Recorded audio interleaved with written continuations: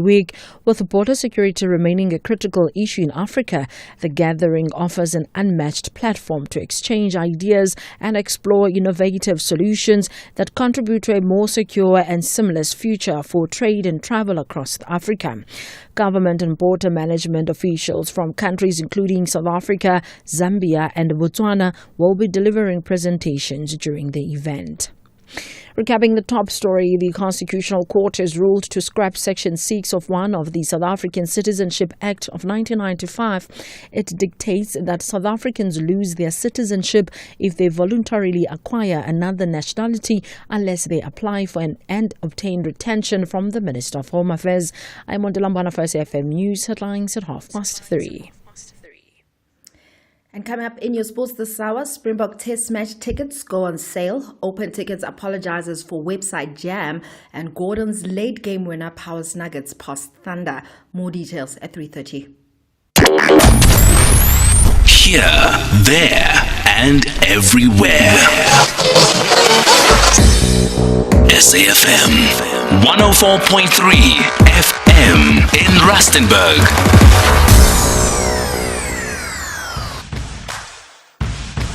We all have dreams. Some people dream to be astronauts, while others want to yell, Vimba! As they chase that elusive shoplifter sprinting out and into Diamond Walk. Others might look at a broomstick and think to themselves that witchcraft might be the way to go. The possibilities are endless. But for Hollywood stars Ryan Reynolds and Rob McElhenney, their dreams is to make it big in the English football leagues. Tune into Welcome to Wrexham as the duo aim to turn Wrexham AFC into an underdog story that the world can root for, bringing hope and change to the community. Welcome to Wrexham, Saturdays at 3 p.m. only on S3. Open up. S3. Honey, what are you doing? I'm stretching for tonight. I thought you're not dancing at bachelorette parties anymore. Baby, we need the money to put Johnny through matric mos. And what's the police uniform for? The clients feel safer when I wear it. No, man, just sell your bucky to We Buy Cars. They give the best prices and they pay you within minutes. Okay, but can I just go and dance one more time, please? You know how much I love it. No, the buyer's already on his way here. Wow, okay. Strapped for cash? Just sell your vehicle to We Buy Cars. The easiest way to sell your car by far. Bafana want to seal their envelope to East Africa with a paramount victory in front of their home fans. But the Flames plan to double the heat. This is the second leg of the final round of the Total Energies CAF Chan 2025 qualifiers. South Africa tackles Malawi on Sunday, 11 May at 2:30 p.m. Streaming live on SABC Plus, SABC2 and SABC Sport on DTT Channel 4. Also available on SABC radio stations at 3 p.m. Proudly brought to you by SABC Sport. For the love of the game.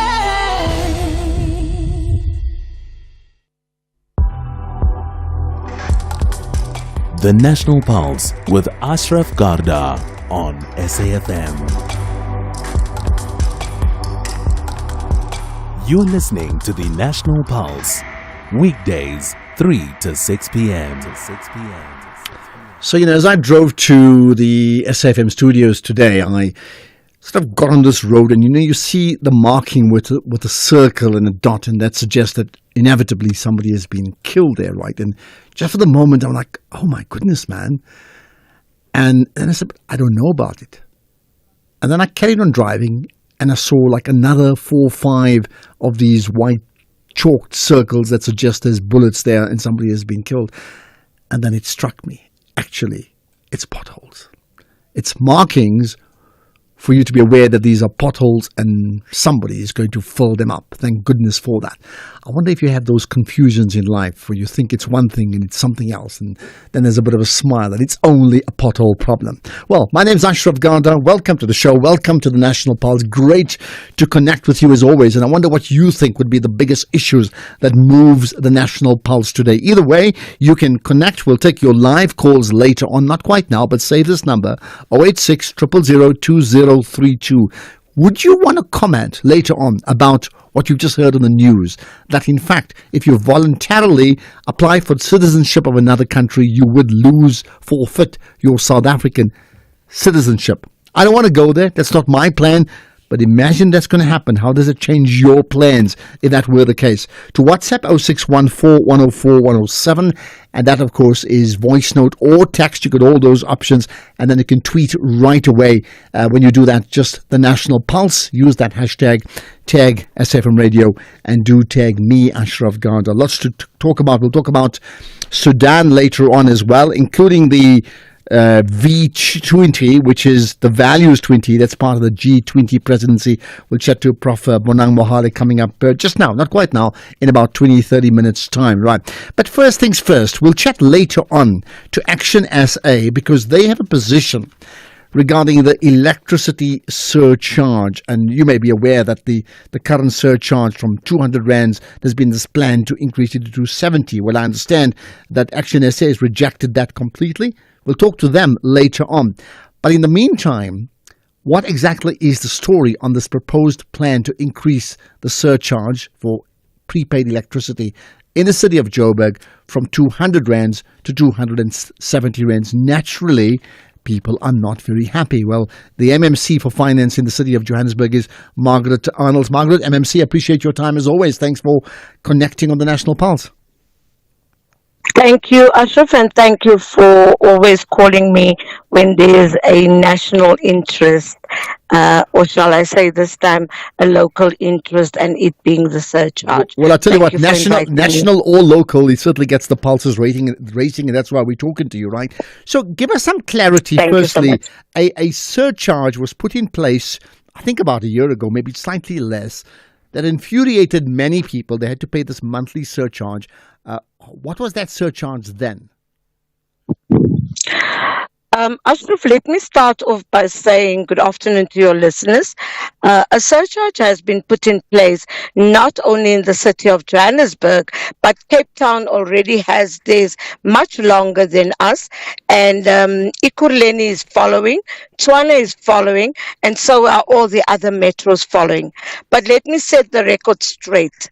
The surcharge of 200 rand remains on 200 rand. It's not going to be increased to 270 rand. It remains on 200 rand. And it will not change. And also what we are doing now is we are in the process of the IDP, the Integrated Development Plan of the city. And we are going out to the communities, to the wards, to get their view on everything that we are doing.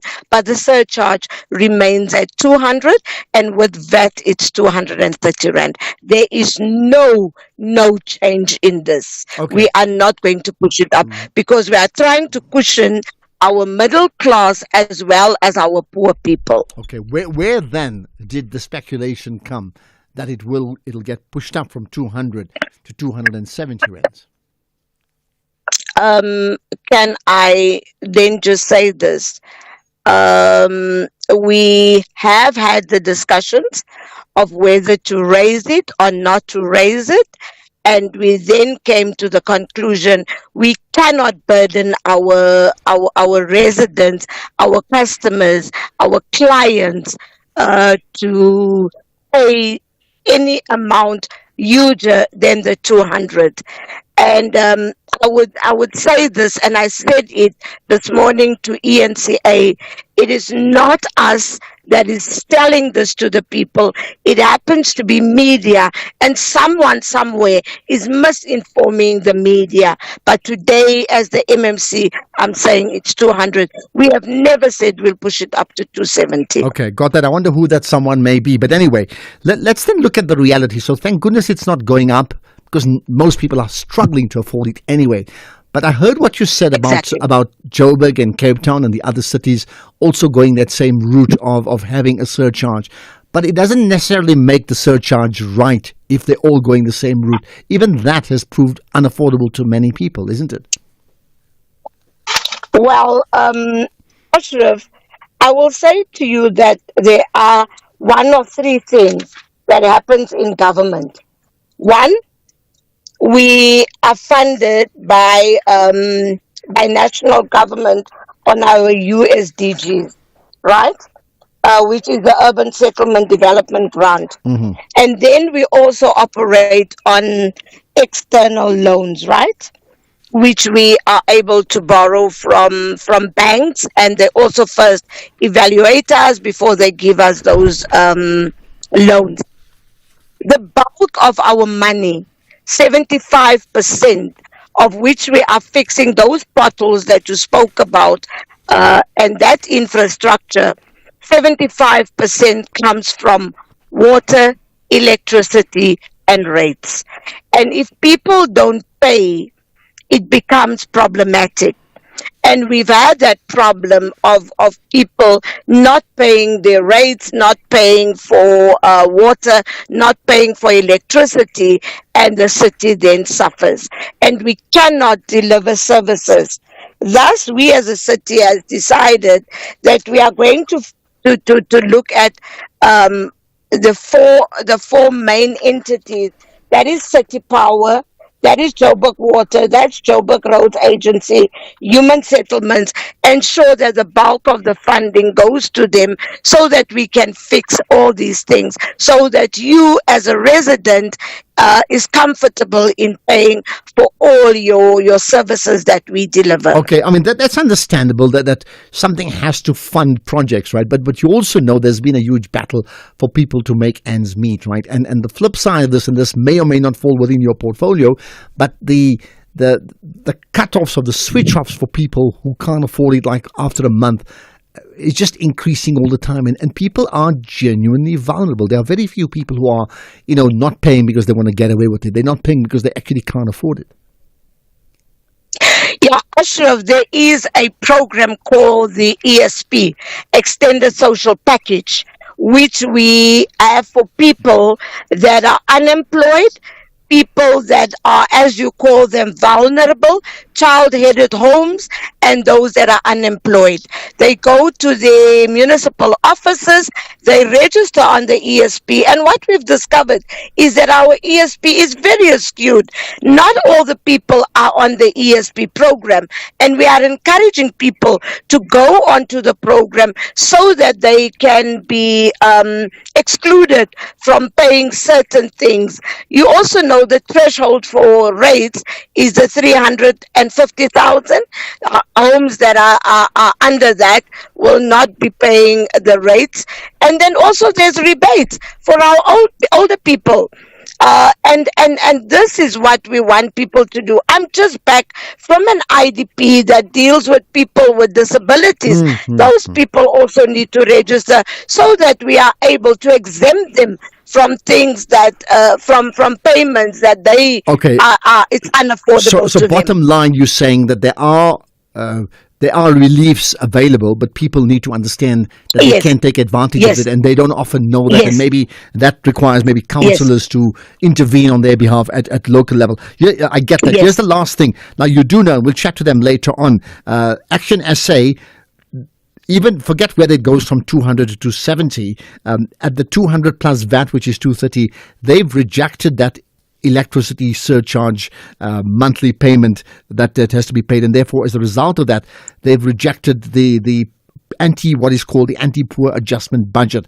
What do you make of that?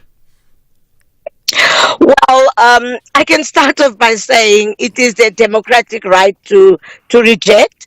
But I can also say that they are in council with us, and they should be understanding where we are going to as a city and what we want to see as a city. Remember, in 2016, this was canned. This surcharge was canned by Herman Mashaba, and it's obvious that Action SA and would say they reject it. But then we also realized that we cannot can it forever, and we brought it out last year because also National Treasury also has programs, projects, and issues that we are supposed to deal with.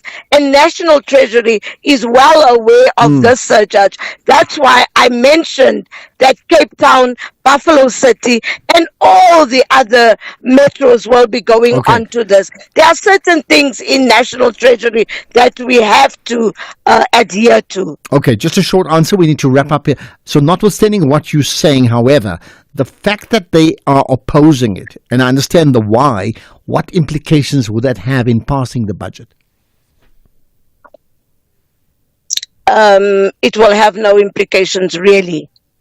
They are 42 of them, 44 of them, and the council has 270 councillors. And we will be, as a government of local unity, be able to pass the budget. Okay, so a protest vote and maybe nothing, or a protest no vote in this case, and nothing more than that. Margaret Arnold, thanks for clearing that They might abstain. Perfect. Got that. Margaret Arnold's MMC for Finance in the city of Joburg. Fascinating in terms of the parties and the issues, and then the people. The parties, the issues, the people. Let's get your thoughts here on the National Pulse. We'll talk about the Sudan region in a moment. Rise and shine every weekday morning on Expresso. Now, whether it's a motivational Monday or even a Health Tuesday, this is the best way to start your day. Let our trending tech keep you ahead of the curve. Join us online and vote in our fashion poll. Elevate your cooking skills every Wednesday. It's the best and morning entertainment. So wake up with us. 6 to 9 a.m. on S3. Cheers.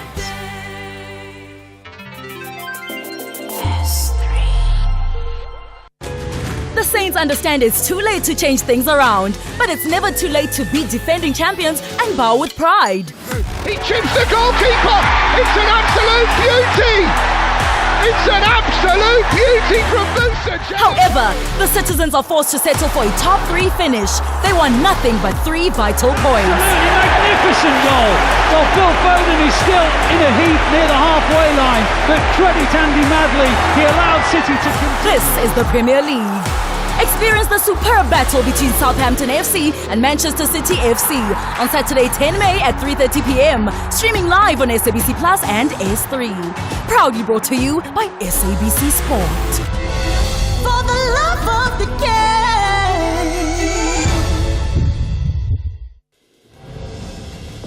game. SAFM supports a litter-free South Africa.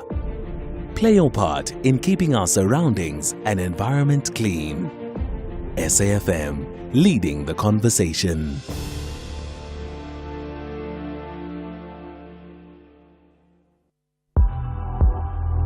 X at SAFM Radio and at Ashraf Garda. Right, so what do you make, with the chat that I've had with the MMC for Finance in the city of Joburg regarding the surcharge, the electricity surcharge of 200 rands plus VAT? It's not going to go up, but it's not going to go down either. They have to pay, they have to charge for it, as they say. The Action SA, they are refusing, effectively opposing that budget increase anyway, the budget rather, because of that surcharge.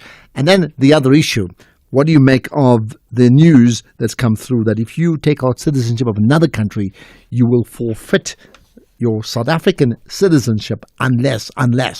By the way, just to make note, the city of Joburg will have the State of Address tomorrow, and the Executive Mayor, Councillor Dada Morero, will not only deliver the address, but he'll outline the city's progress and plans for the future. So we certainly will cover that issue as and when it happens. Right, let's talk about another issue we touched on yesterday, ahead of the ICJ announcement around the case against the UAE brought together by the Sudan regarding aiding and abetting a genocide. Well, I understand that the case has certainly not gone the way of the Sudanese.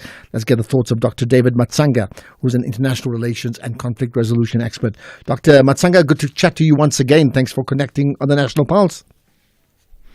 Thank you very much, all of you. Thank you very much, Africa, for listening to me and for giving me this type of wisdom. I thank God for that wisdom. Right. Yesterday when we spoke, we didn't yet have the verdict, but you were very confident that the verdict will not go, or the ruling will not go in favor of the Sudan. What actually happened?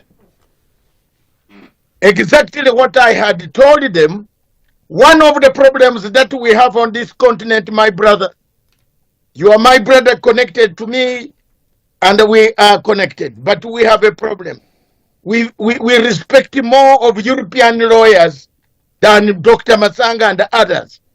I don't know why governments in Africa don't respect their own brothers who are experts. They go and hire these guys who don't know where River Limpopo is. Okay, but what actually what actually happened, Dr. Matsanga? Can you just explain what was the ruling? The ruling was very clear. I warned Sudan that they should not take this case to the ICJ when you are mixing arms, sale of arms, supply of arms with genocide. Now you are not accusing anybody. You are speculating and accusing a third party. So even if there was evidence of Bulgaria having supply arms, the jurisdiction of ICJ does not handle criminal element of that type of thing. It handles states that are having a problem like Israel and Hamas. Okay, I see they made the point they don't have jurisdiction over this issue, right? So what then happens? So effectively it's a mismatch case, right? But that doesn't mean the Sudan can't take it further. What else can they do about this? Where can they go?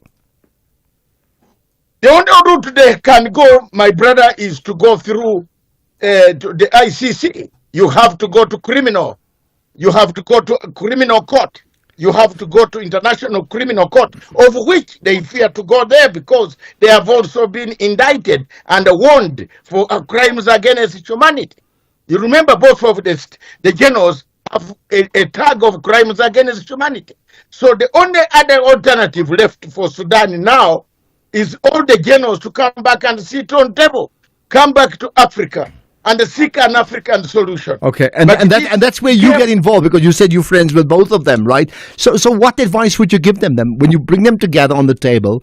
The effect of these two colleagues, one-time friends, fighting against each other is a country that's been wrecked apart. As you said, the Khartoum is destroyed and so is Sudan. What then would you advise them practically when you get them to sit at the table? To come back and sit on table and negotiate. And have Sudan a peaceful country again. There is no alternative. East or West, all of them are Sudanese. Whether Hamid or Burhan, they are Sudanese. Yeah, but negotiate what? When you say negotiate, what would they practically have to do? That means, what does the one party have to give up? Hey? They have to have ceasefire, a permanent ceasefire, allow stop hostilities, cessation of hostilities agreement must be hammered, and leave a transitional system where civilian government can come back and rule Sudan again. They have to do that. They have to pacify themselves before anybody can help them. Okay. At the moment, none of them has an exit except to end in jail in The Hague. Okay, quickly, do you think they will listen to your advice? Oh yes, my voice is as loud as you hear me. And I always don't talk to these people when I'm joking. I tell them the truth. I warned them. I told them that you don't overthrow Bashir. They overthrew Bashir. Even when they overthrew Bashir, I warned them still. You are having a problem. You either give yourselves power and make a transitional period and giving a prime minister who is a civilian and you yourself remain in power. They did not listen. Now they have got to come back to the same Dr. Matsanga. If they don't come back, they have a problem because none of them can come out of the indictments of the United Nations Security Council that has already put a tag on them that they have committed human rights genocide and other crimes against under the Roma Statute. That's where we can leave you, Dr. David Matsanga, international relations and conflict resolution expert. And as he made the point yesterday as well, in a unique position of knowing both sides of the argument, knowing both leaders pretty well, enough to hopefully convince them to get a seat at the table and thresh out their differences. This is one day after the ICJ ruled against their plan to declare the UAE as aiding and abetting a genocide because it fell outside of their jurisdiction. It may or may not have been the actual case, but they can't rule on it. By the way, just let me tell you, Bonang Mohale, we'll chat to him around 22:04. Listen out for that as part of the V20, which is the Values 20, which is part of the greater G20. Let's get the news headlines. It's 3:30 years on Della. Thank you, Ashraf. On the news headlines, the Constitutional Court has ruled to scrap Section 6 of 1 of the South African Citizenship Act of 1995. It dictates that South Africans lose their citizenship if they voluntarily acquire another nationality unless they apply for and obtain retention from the Minister of Home Affairs. More than 8,000 schools in the country still require additional classrooms at the cost of about 32 billion rand. This was revealed by the Minister of Basic Education, Siviwe Kwagube, and National Police Commissioner Fani Masamula says the investigation into the deaths of the 3 police constables is still ongoing. Masamula says police are still doing investigations on the vehicle they were travelling in. A full update follows at the top of the hour. SAFM, guiding you through the rush hour traffic. Good afternoon. Starting off in Gauteng, the R59 southbound in Alberton has a crash before Swartkoppies Road exit. The M2 westbound in Crown has delays towards Main Reef Road, and Winnie Mandela Drive in Hurlingham has delays between Republic Road and Peter Place. In KZN, the M4 northbound queuing towards Blamey Road, Jacobs Road exit, the N2 southbound queuing towards Spaghetti Junction, and on the N2, a truck crash reported north of Hluhluwe. In Cape Town, Bakencross Street outbound slow moving towards the elevated freeway, Victoria Road outbound is slow moving through Woodstock, and Kommetjie Road slow moving at Capri. With your traffic update, I'm Irma G. This is SAFM Sports with Tuming Kapele. Right, to me, lots to consider, I know. What's your big story for now? Well, a very good afternoon to you, Ashraf, and our listeners. We start things off with rugby this hour, where tickets for the Springboks' first clash against the Barbarians on South African soil in June are officially on sale. The back-to-back world champions will open their season against the Britain-based invitational side at Cape Town Stadium, and that's happening on the 28th of June. Now, it's the 9th meeting between the teams and the first since November 2016, when the match at Wembley Stadium ended in a 31-all draw. Now, the Boks host Italy in a 2-test series in Pretoria and Gqeberha in July, before meeting Georgia in Mbombela, with tickets for the 3 matches available from Friday. Then in football, Open Ticket has apologized for Nedbank Cup final ticket sales chaos. They issued a statement saying that they regret the disruption that fans experienced during the opening of ticket sales for the 2025 Nedbank Cup. Ticketing vendor acknowledged that an unprecedented surge in demand led to system delays shortly after sales commenced on the 5th of May. And one thing I can say is that, Ashraf, our plan of giving out tickets is slowly but surely coming together. Okay. But still staying with football, TS Galaxy chairman Tim Sugazi has praised coach Adnan Benanovic for rescuing what first appears as a season in disarray when Siad Ramovic quietly quit abruptly just 6 months into the Betway Premiership. Now, the Rockets were languishing at the foot of the table, then eliminated from the MTN 8 and dealing with a FIFA transfer. We had a very unusual season, an amazing season at that. Because, as you know, in the first 6 matches, we were rock bottom of the lock, 2 points after 6 games. A situation like that, usually at this level of the game, more especially with this league, so tough, you don't come back, So we did. Guess what? At some point, we were hanging around the 3rd position, and we're still lying position 5, as we know. So, unusual as it is, one needs to be grateful, Sometimes we have to be grateful in life. It's not given that we were supposed to recover in the manner that we did. And of course, changing a coach like Siad, bringing Berger, who was his assistant. I got lots of criticism. Many said, he was his assistant, he'd do the same thing.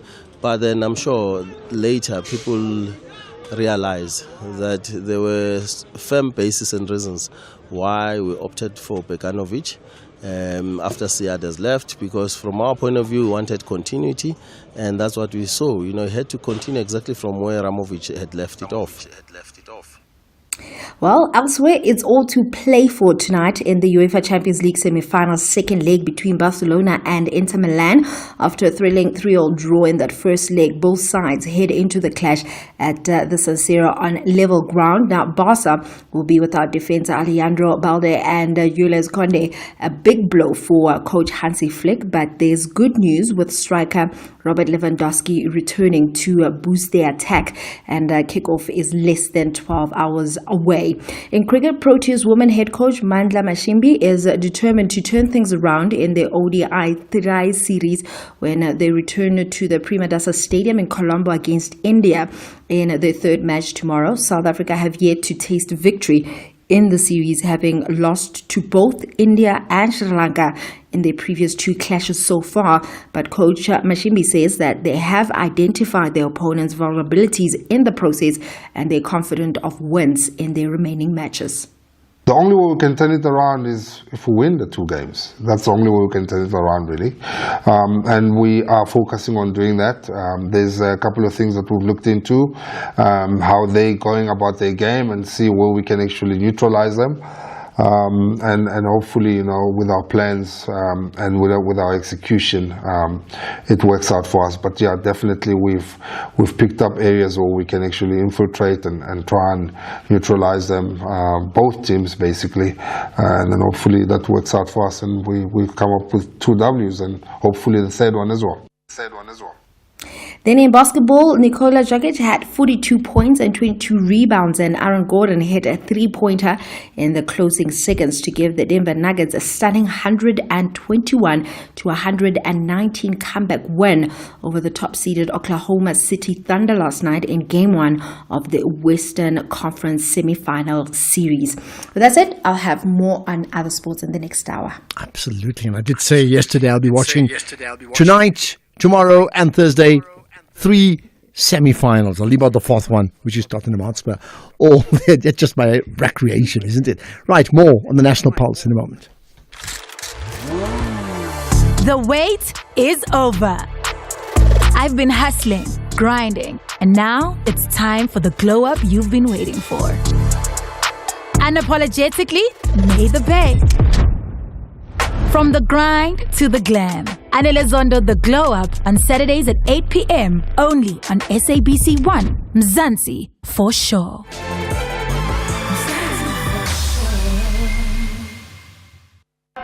Dango for the love of the game and Mzansi for sure. Soccer Zone has relocated to a new slot, 9 p.m. live every Monday on SABC 1. Mzansi Africa.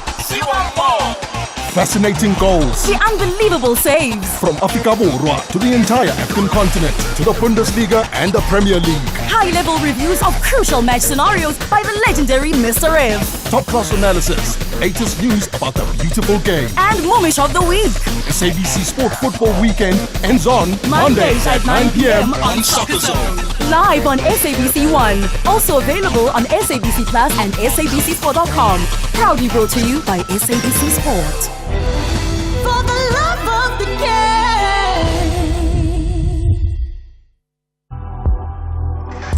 You are listening to the National Pulse with Ashraf Garda. Right, so we know we're having G20 all year, and it culminates at the end of the year, I think around November. And as part of that, there's different offshoots. There's B20, which is Business 20.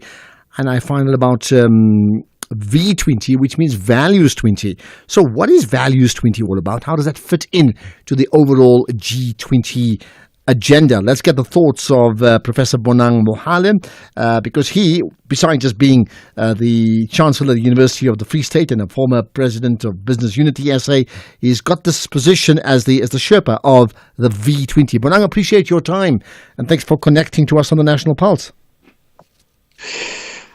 My dear brother Ashraf, you know that when you call, I literally drop everything. So Values 20 is indeed a global community of values-driven experts and practitioners dedicated to engaging meaningfully with the group of 20. Initially, it was called the top 20 governments in the world.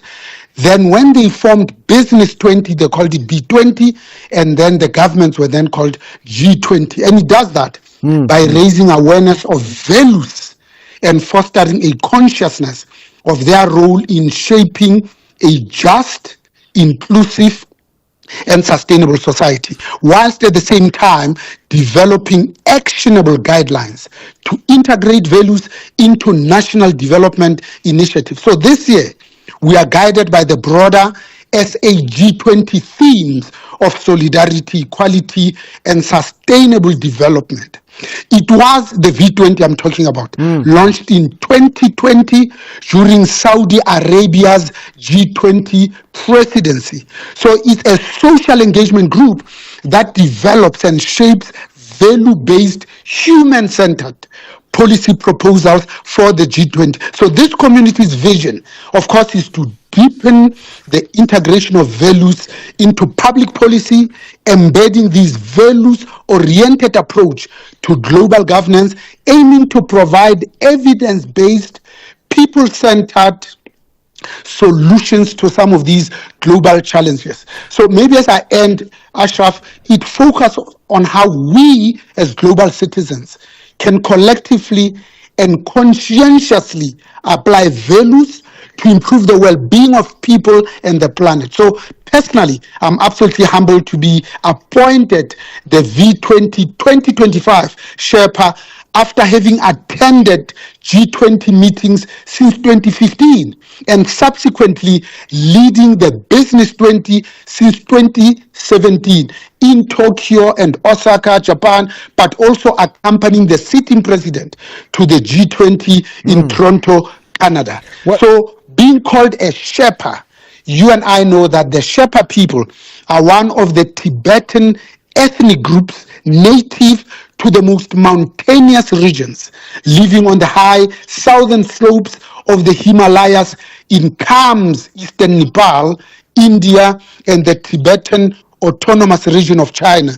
They are known for their expertise in mountaineering as a livelihood by providing support to foreign trekkers and mountain climbers. So in this context, it refers to an official who makes preparations for or assist a government representative or important delegate at a summit meeting or conference. So the role of the Sherpa is integral to the success and sustainability of V20 as it encompasses three key areas of advocacy as the public voice of V20, including liaising with the G20 governments. Ashraf? All right, so I hear what you're saying, and I think you put forward a very interesting case in understanding the role of the Sherpa and V20 and G20. Now, I'll get to some of the values in a moment, but first things first, whatever you come up with, you and your team, right, give us a sense of the pipeline. That means, how are you able to actually influence G20?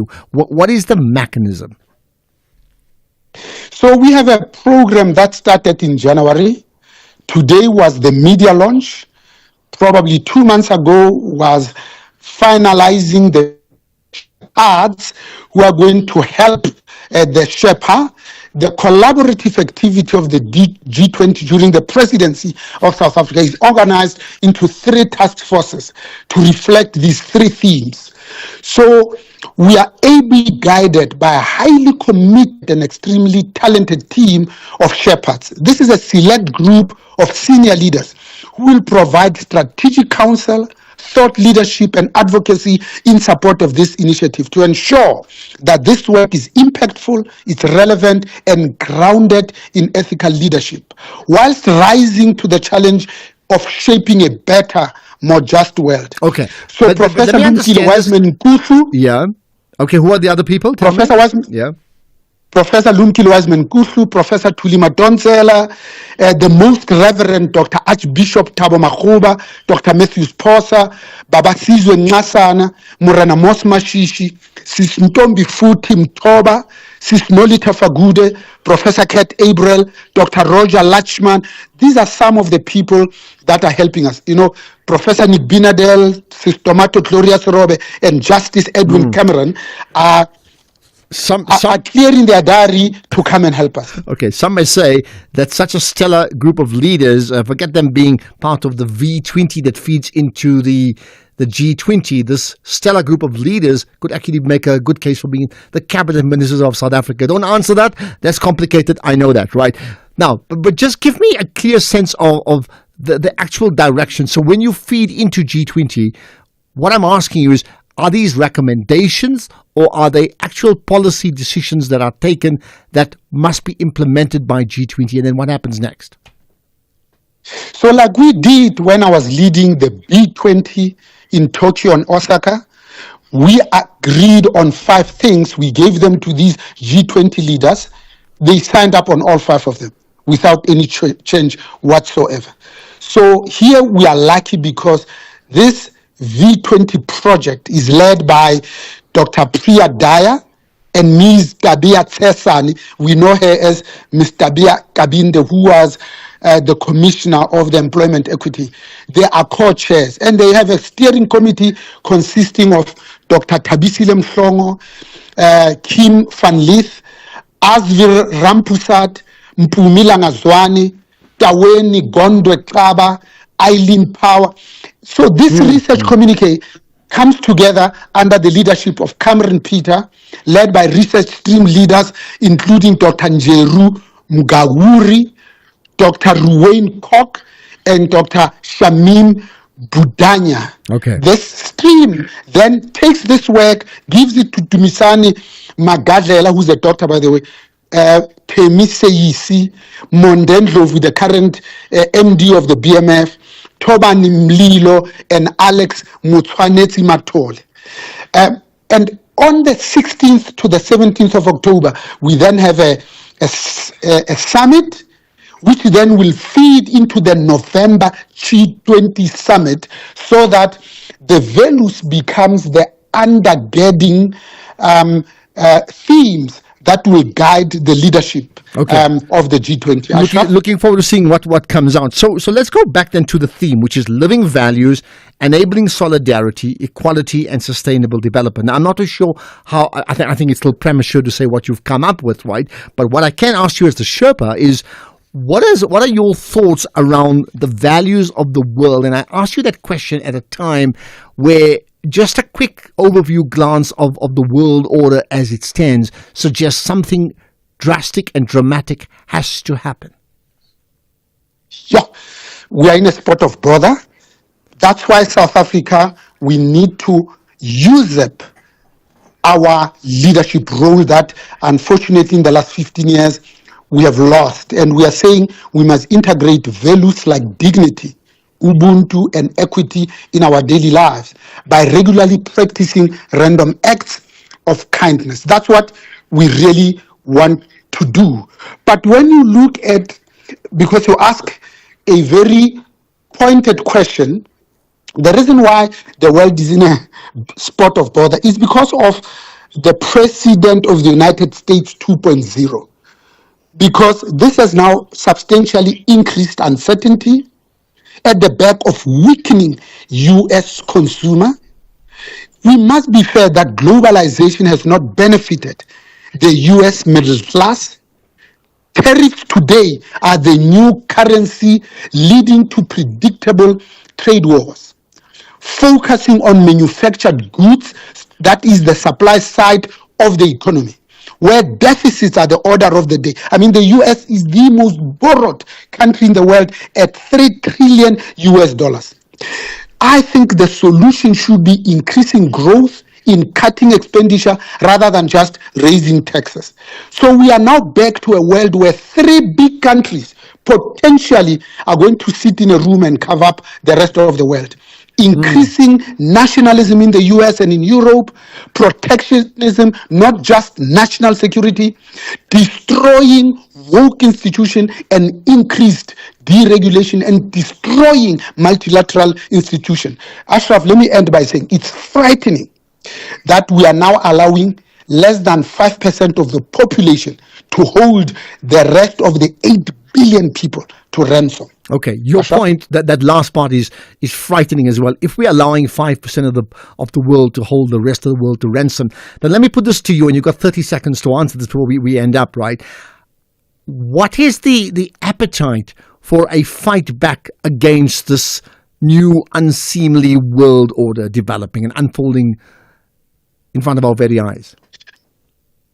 You know, you've hit the nail on the head. So whilst it's a crisis of tariff wars, but it's a huge opportunity to say we have been overly dependent on the biggest economy in the world, US of A, and not for long, because China is almost surpassing it now.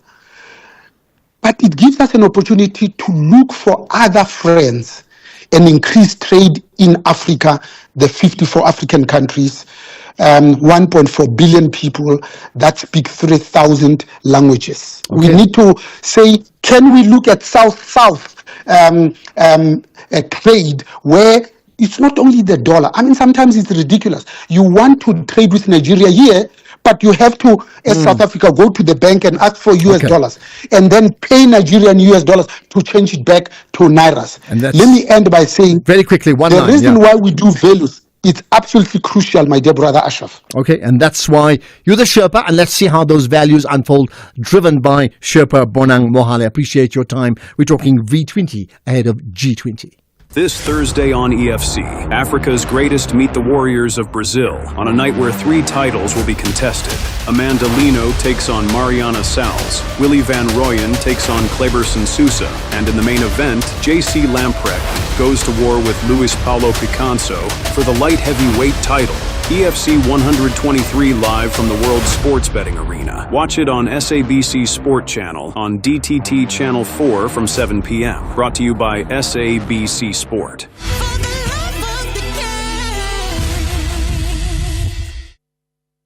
You know about the DA challenge, the challenge to the Employment Equity Amendment. So we'll talk about that just on the other side of 4 o'clock. And by the way, later on, we'll also talk about the news, you may have heard about it, about a mosque in the District 6 region in Cape Town.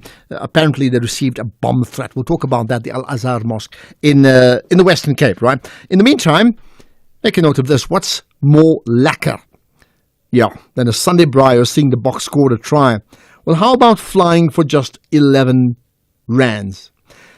That's it. Fly Safair, Lekker. 11 rand sale starts tomorrow at 9 a.m. with 50,000 tickets of 11 rand flights up for grabs. Just like previous years, they'll have a waiting room to help manage website traffic. So stay calm. Sip some rooibos if you're up for it, and you might, well, for me it's coffee, or hot chocolate, but you might just get lucky. Don't be late, be lekker. Get to flysafair.coza. Tomorrow, 9 a.m. sharp, T's and C's apply. I probably know where I'm going to be at 9 o'clock. Don't call me, I'll be too busy trying to get some tickets indeed. Across South Africa, online and on radio. SAFM, let's talk.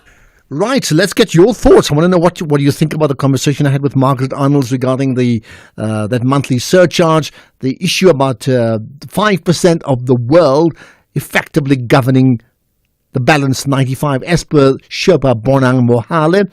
Thoughts on that? Then the issue of citizenship. South Africans, you take out citizenship of another country, you forfeit your own citizenship. You're up for that. Let's get thoughts on that. In Jabulo, in Durban, go for it. Hello. Hi, Ashraf. Yeah. So a number of countries actually require you to give up the citizenship of your country of birth to apply for their citizenship. So if you're actually looking to take it up and now you're looking to come back as a South African citizen, you are required to buy it back as if you're getting citizenship for all these other countries where you're making an investment of so much and so forth into that country. You're making sure that you've got assets in that country. And it doesn't matter that you were born here. You have literally chosen citizenship in another country and you've invested in it and you've given up our citizenship. So if you want back in, Yeah, we can't change that. It needs to stand. If you want to give up our citizenship, you've got to jump through the hoops to get it back, just like you jumped through the hoops to give it up. Okay, so you're saying basically it's quite normal. What are we fussing over? It's just really expected. Thanks for that, Injabulo. Let's get further comments on that, as well as including the issue of the Sudan region, if you know much about it. Per the conversation we just had in terms of where they go, here's another one about citizenship. Hi, Ashraf. Great show. Just a quick one here, Ashraf. Why would you want to be a citizen of South Africa, and if you've got a citizen of another country, and do other developing countries allow this, having multiple citizenships? I mean, if you want to be a citizen of one country, why do you want to still be a South African citizen? What's the sense in that? And well, that's why you have countries, and that's why you have borders. Well, I hear you. If you can, if someone can come on the show and explain this and what's the advantages of this here, Chris Houghton. Thanks for that, Chris, and appreciate the feedback on the show. It's myself and an entire team, myself, Temba, Keys, Rusani, that makes it up, and our technical team as well. But I mean, here it is. Some countries allow dual citizenship, some don't. I mean, the benefits of having dual is obvious. You're hedging your bets, isn't it? The downside is many countries say, hey, make up your mind. Good day, Ashraf. Ashraf, yes, I do agree with these judges. But what I want to know, is it going to apply to those people who are coming from the other countries and stay here in South Africa, and after 5 years or whatever years, and then they apply for the South African citizenship and hold both citizens, his citizen of birth and South African, is it going to be allowed to them to hold a dual citizenship? Thank you. Okay. This is Manzini in Kabeja. Thanks, Manzini. It's a question. I need to follow the whole report and see what actually has come through. But what you're saying is it's reciprocal. One thing is South Africans losing their citizenship if they are citizens of another country. But what about other nationals who are now citizens of our country, but they retain their citizenship of another country? What will be the South African issue on that? Do they have that right to remove it to another country? Interesting one. But let's follow the whole report. I'll get Temba or Keys to check it out and give me some feedback on that. Right? There's more comments. One is about Joburg and power. Hey, Ashraf, the truth of the matter is they were planning to raise their surge charge. Imagine raising taxes in this stinking city. What is it for? My goodness, what is it for? They are not achieving what they're supposed to achieve with what we are paying already, which is also a lot. They were planning to charge us more, and they read the room that this is not going to fly. Thanks, it's Bongi here. Well, thanks, Sis Bongi. At least they read the room. That's better than nothing. But what did you say? Stinky city. What is that payoff line before world-class African city? Do I need to add now world-class stinky African city before I get into trouble? Hey, I love my city. I'm from Joburg. So there we are. Point made. Good afternoon, Dr. Ashraf. Dr. Ashraf, you know, these politicians, they don't understand that the nation, we have got 42% of unemployment. People are not working. Those of us who are working, we are even struggling to afford that electricity, Dr. Ashraf. Now they impose this surge charge. It is going to be imposed on the little people that is working, Dr. Ashraf. We have got nothing. Huh? This government doesn't understand what is going on here. Well, to be fair, just so that you're clear, this is done at local level. It's not national government. That's the way it rolls, okay? But I mean, ultimately, it is the similar political parties. Point taken. There's more comments. My kids have dual citizenship because I'm South African and their dad is American. We're divorced now and the kids spend half the time in each country. Are you just saying it or are you asking a question? What does that mean? We need to find out. We need to actually get someone from, I would think it's Home Affairs, isn't it, to actually clarify exactly what the position is. Imzo from Pinetown saying, hi, Ashraf, I'm impressed by the Burkina Faso progress under President Ibrahima Traore. Mali and Niger, I hope, will follow the same way. Politics and democracy is not the way to go, especially for the poor. That is because he's referring to Traore effectively taking power militarily and now kicking out the French and many others. And there's also been this counter argument to say they're trying to remove him as well as quickly as possible. Let's see what happens. He's certainly making waves. Ashraf, this Joburg Metro matter won't solve the problems of the city, as its problems are deeper than the charge, and people can be forced to pay, but nothing will come right regarding the governance of the city, as the leadership there is not up to scratch at all, but just self-serving individuals. So here's the question: if the leadership is not up to scratch, what type of leadership do we want? I mean, and who are they? Can you name names of people who should lead our cities or lead our countries? Think about that. We'll talk about the DA in a moment and the Employment Equity Act. Here's Ondela with the news at 4.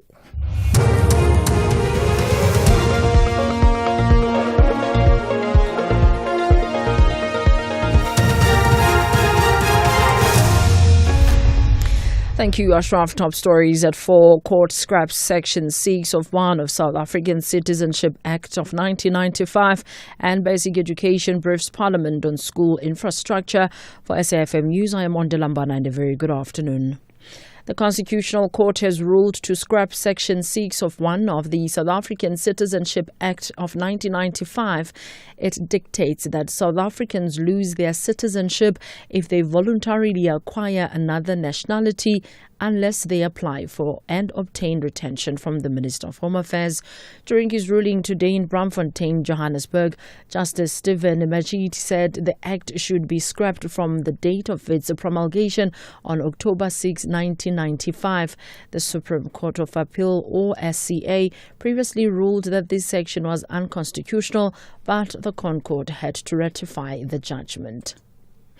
More than 8,000 schools in the country still require additional classrooms at the cost of about 32 billion rand. This was revealed by the Minister of Basic Education, Siviwe Gwagube. The Minister and the department's management briefed the Portfolio Committee on Basic Education on the progress made on the provision of school infrastructure. Gwagube also says 14 billion rand is needed for the procurement of additional school toilets to cope with the increase in the intake of learners in public schools. We are here to say, and I mean, this is something that we really need to resolve. Over 8,222 schools still require additional classrooms. And while we are working hard with the provinces to try and resolve this, but 32 billion rand that is needed to resolve this crisis is really something that we are paying attention to. 13,485 schools require additional toilets to cope with the rising enrollment numbers, and that would require about 14 billion rand for us to be able to give them additional toilets. The National Police Commissioner, Fanny Masamula, says the investigation into the deaths of the 3 police constables is still ongoing. Masamula says police are still doing investigations on the vehicle they were traveling in.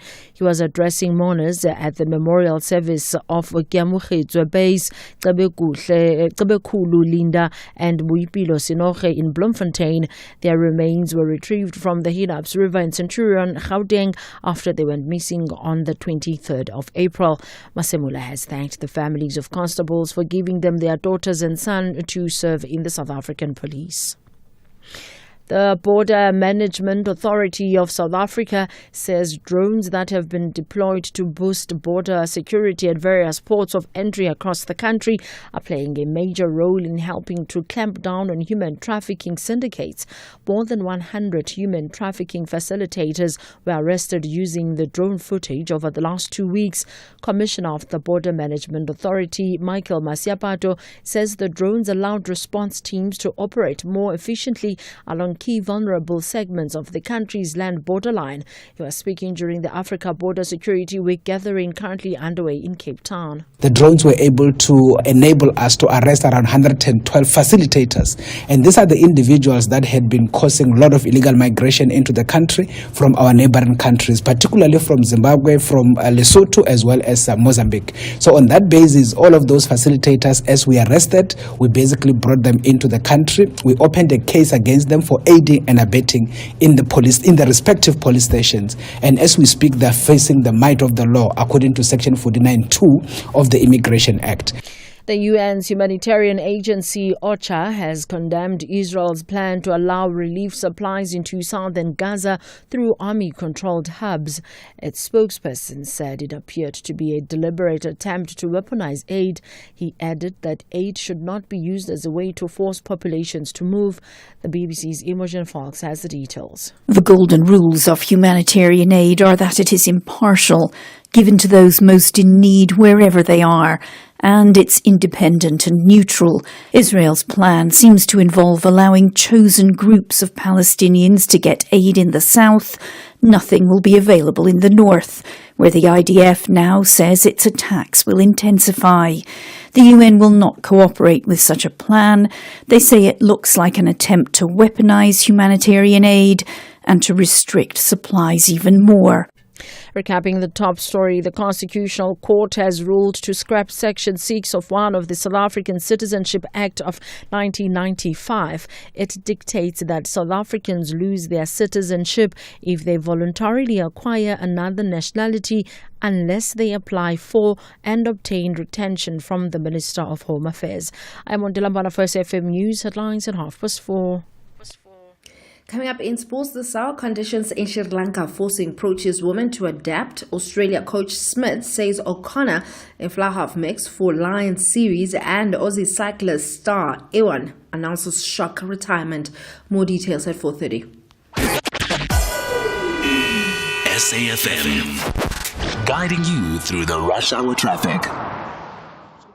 Good afternoon. Starting off in Gauteng, President Fashir Road in Bromhof is closed between CR Swart Drive and Kelly Avenue. The R512 in Hartbeespoort has roadworks reported with traffic restrictions south of Pecanwood, so expect delays. And Winnie Mandela Drive in Hurlingham has delays between Republic Road and Peter Place. In KZN, the N3 eastbound queuing through the construction area between Pavilion Shopping Centre and Spaghetti Junction. There's new rumble strips on the carriageway, so please be on the lookout for that.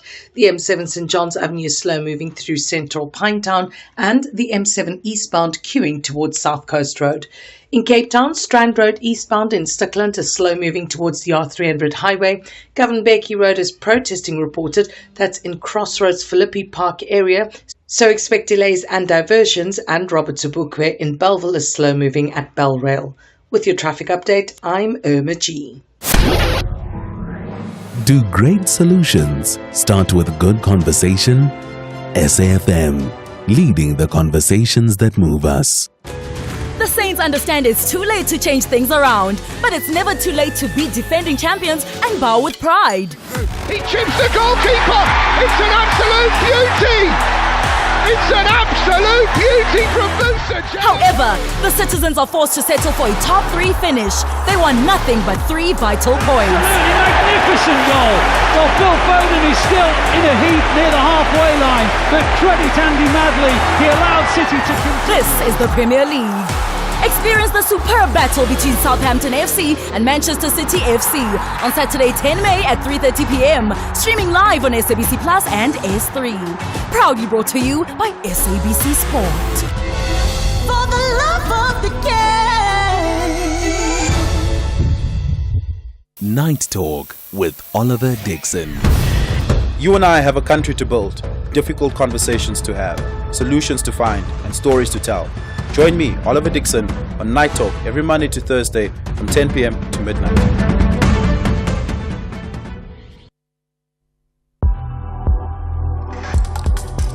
The National Pulse with Ashraf Garda on SAFM. You're listening to the National Pulse, weekdays 3 to 6 p.m. Right, more to come on the show. By the way, if you're listening in for the very first time, let me know when you call in, or even just tweet out the fact that you tuned in to the National Pulse on day one, so I can give you the shout out you deserve. But if you're a regular listener, caller, then tell me as well, because I also need to acknowledge the role that you play in shaping the National Pulse. And really, that's what you do. You help shape opinions by your comments, by your calls here on the National Pulse. I see, as expected, I mean, we've certainly got the situation where someone's tweeting, not surprisingly, ZZ tweeting, saying, a caller on my show just called Joburg a stinky city, as we had heard already. Yeah, well, there you are. Okay, let's talk about another issue. Stinky matter or not stinky matter, I don't know. Depends your own perspective. The issue of the Employment Equity Amendment Act. Clearly, the DA has one position. Some other parties have another position. Now, we know that they've been challenging that act at the High Court in Pretoria today. And let's find out more about the details with Sibatle Mota, the SABC News reporter in Pretoria. Sibatle, I appreciate your time. As always, thanks for connecting on the National Pulse. Good afternoon to you and as well as to the listeners. Thank you. Right, before we get talking to you, first let's do this. Let's play a sound clip of the DA's legal counsel as they really touched on the all-important issues of the wording of the pre-amendment landscape of what was then the bill. Which amounted to job reservation and quotas, because if it was, it would fall foul of what the Constitution requires. We are not at that stage for the reasons I've explained. We are at the anterior stage. We're looking at this without reference to any particular complainant before you.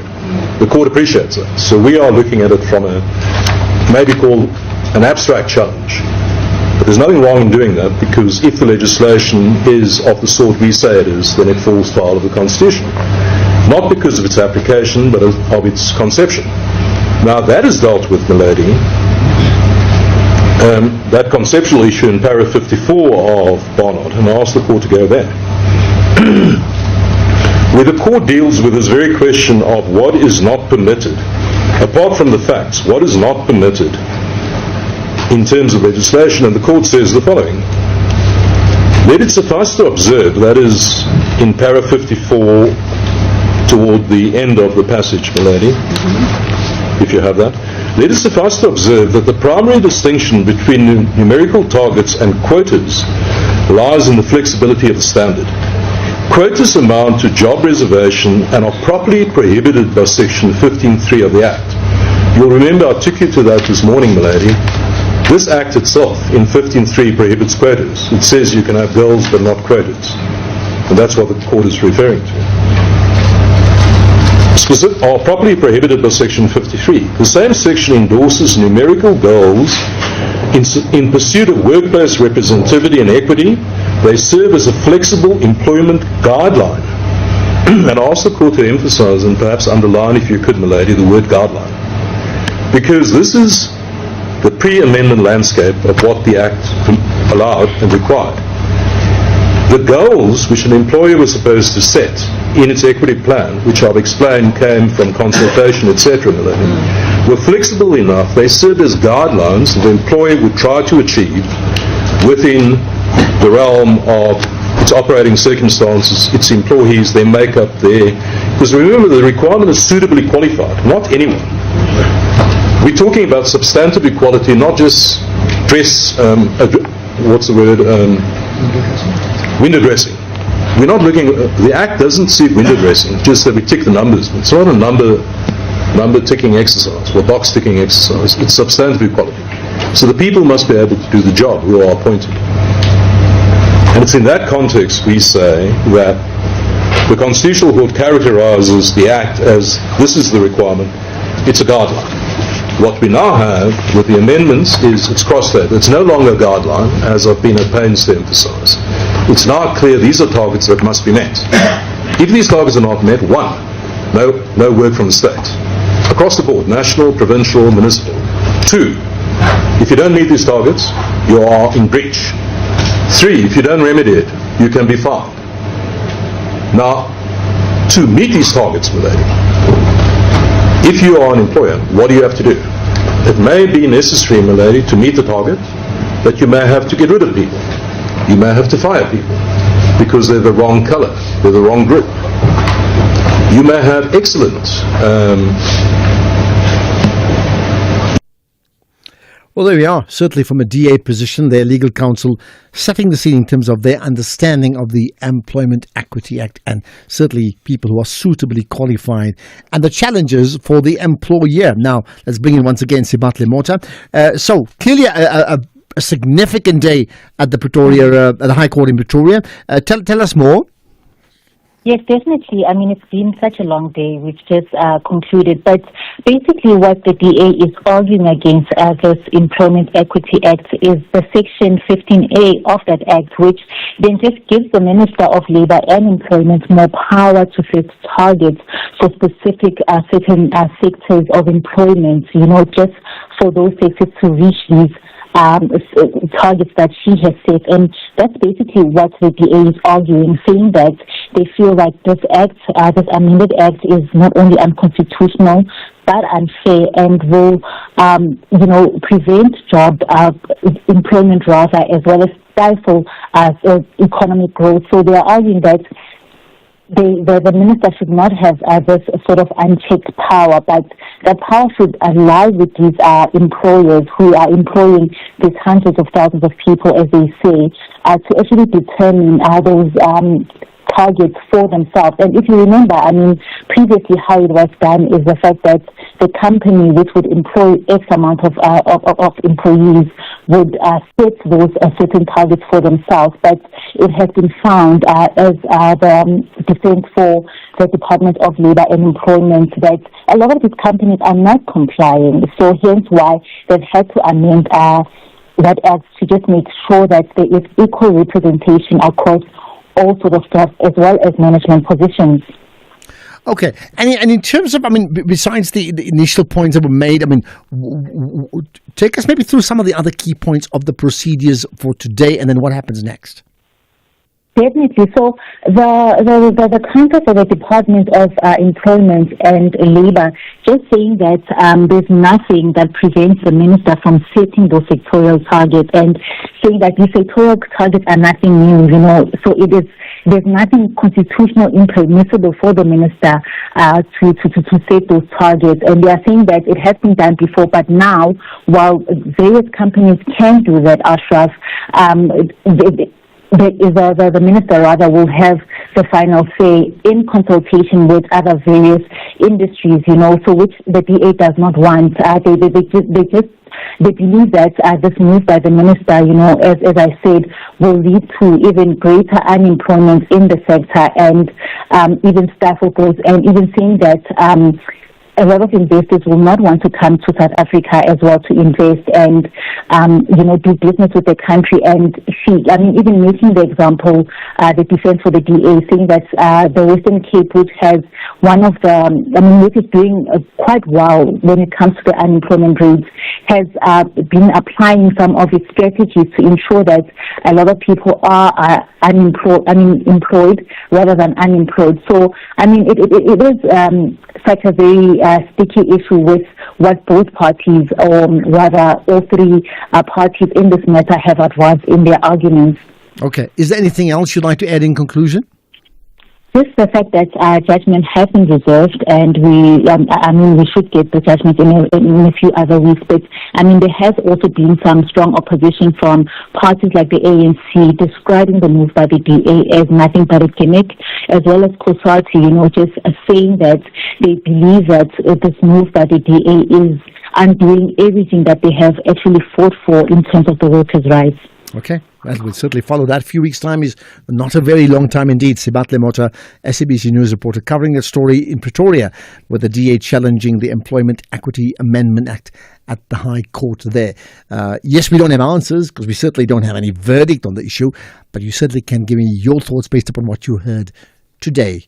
We'll talk about, next up, the memorial of that tragic story of the 3 police officers, constables, in fact, that were found in the river, Hanops River. We'll talk about that next. He's short, loud, and definitely not a licensed therapist, but he's asking the hard questions. It's Heart to Heart with Kevin, the only talk show where the guests spill the tea and Kevin spills the jokes. Real talk, real laughs, and real short host. Heart to Heart with Kevin, Wednesdays at 7 p.m. on S3. Save and win a car with Spar for real. Stand to win one of 50 fiery red Hyundai Grand i10 sedans. Buy any participating products and swipe your rewards card to enter. Get 200 gram Dow Egberts instant coffee for $139.99 plus 300 megs free data on Spar Mobile, or 145 gram Doritos corn chips. Buy any two for 35 Rand plus 100 megs free data on Spar Mobile. Price is valid until 19 May while stocks last. T's and C's apply. This Thursday on EFC, Africa's greatest meet the Warriors of Brazil on a night where 3 titles will be contested. Amanda Lino takes on Mariana Salles, Willie Van Rooyen takes on Kleberson Sousa, and in the main event, JC Lamprecht goes to war with Luis Paulo Picanso for the light heavyweight title. EFC 123 live from the World Sports Betting Arena. Watch it on SABC Sport Channel on DTT Channel 4 from 7 p.m. Brought to you by SABC Sport.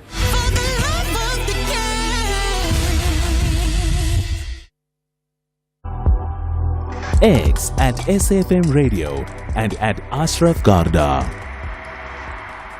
Okay, let's talk about that memorial service that's been taking place today, a joint memorial service for the 3 police constables whose, sadly their bodies were retrieved from the Hanos River in Centurion after that week-long search for them, right?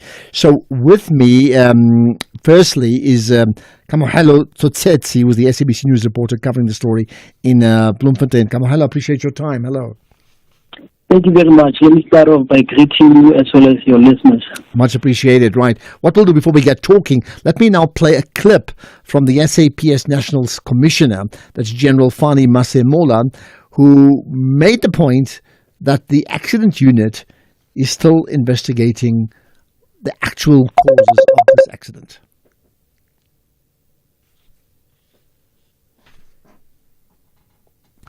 All right, we'll hopefully reconnect with that sound in a moment. Perhaps let me come back to you. Okay, we can play that clip now. Ladies and gentlemen, the vehicle accident unit of the SAPS is still conducting an investigation on the vehicle, and of course our forensic services, also their engineers, will work through the vehicle with a view that they will be able to tell us exactly what has happened, because they have got the capacity of reconstructing the scene. We all have seen how damaged the vehicle was or is. To the families of the 3 constables, we are in pain, all of us, and for any assistance, do not hesitate. The provincial commissioner is there to assist at all times. Let's make sure that we work as a family, both the family of SAPS and the family of Beige, the family of Senore, and the family of Linda. We are open for where we can assist, we will assist.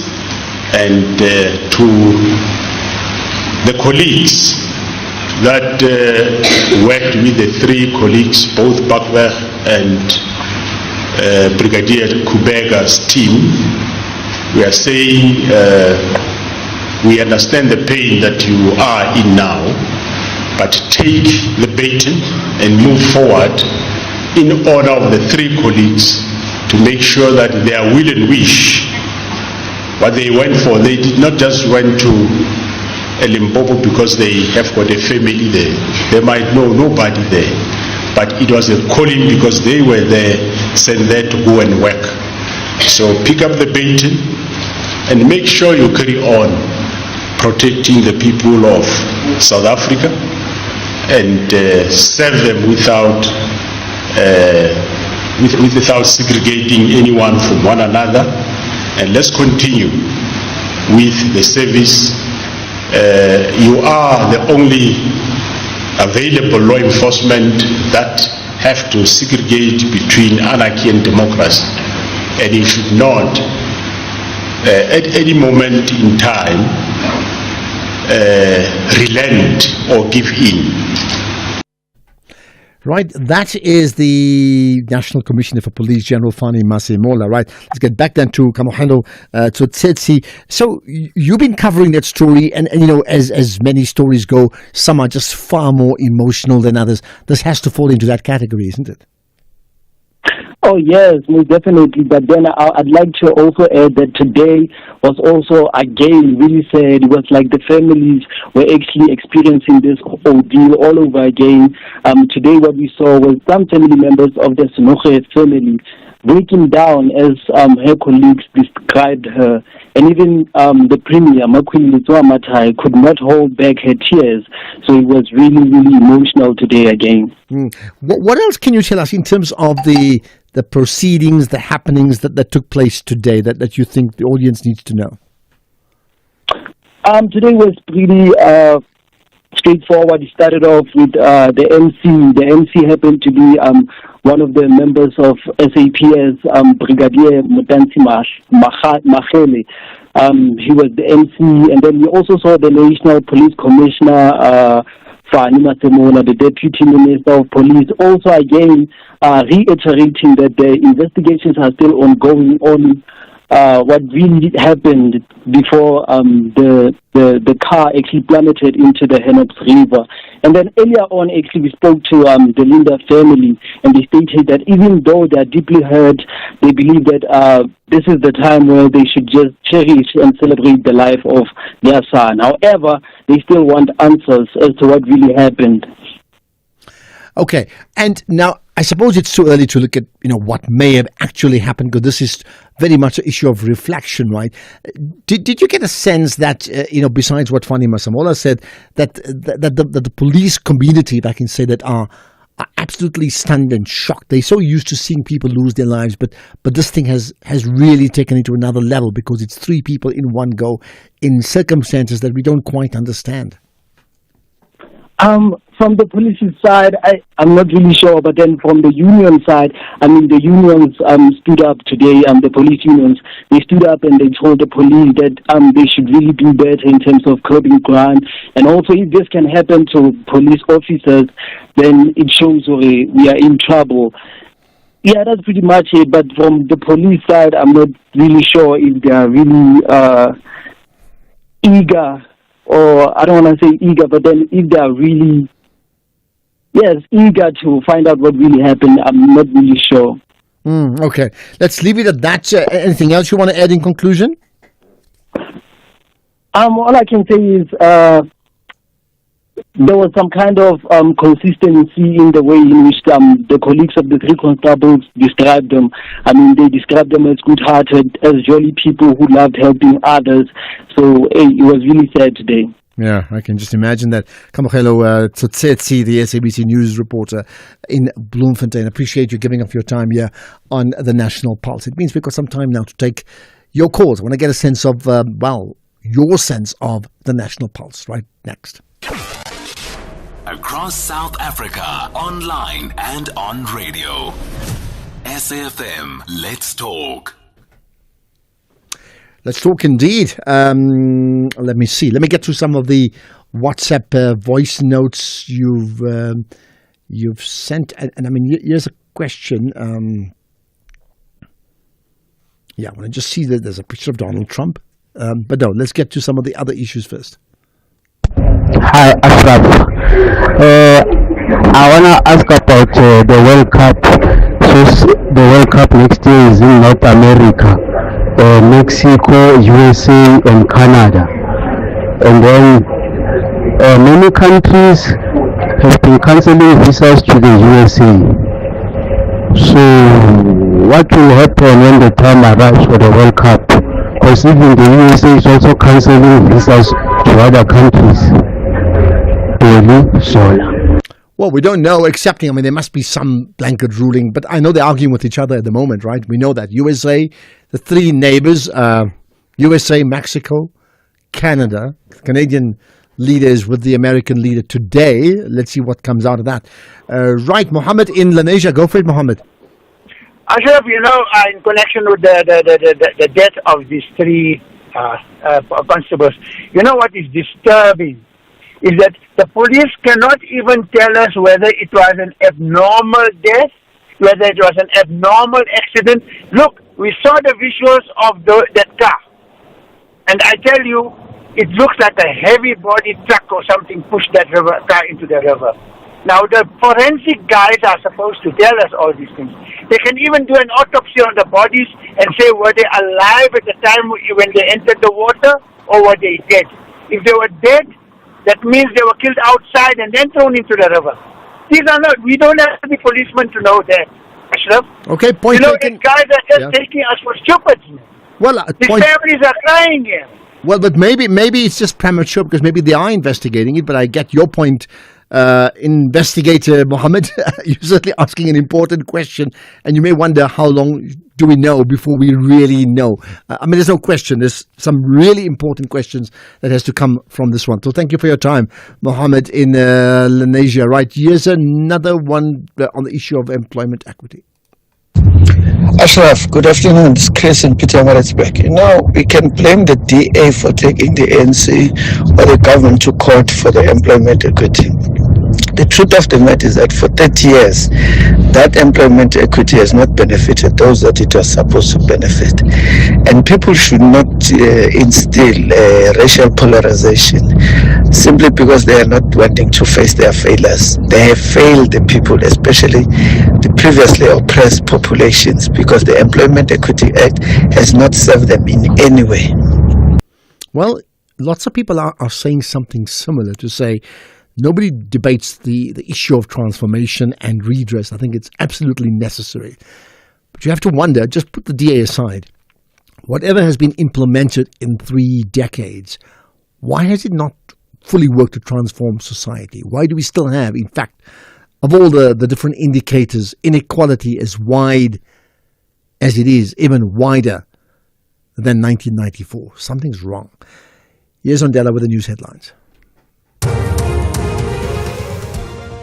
Thank you, Ashraf. On the news headlines, Basic Education Minister Sivwe Kwagube says her department will ensure that the eradication of pit toilets in schools is completed by the end of this current financial year. The Constitutional Court has ruled to scrap Section 6 of the South African Citizenship Act of 1995. It dictates that South Africans lose their citizenship if they voluntarily acquire another nationality unless they apply for and obtain retention from the Minister of Home Affairs. And a highly experienced American mountaineer has died in eastern Nepal during a climb to raise funds for a children's cancer program. A full update follows to the top of the hour.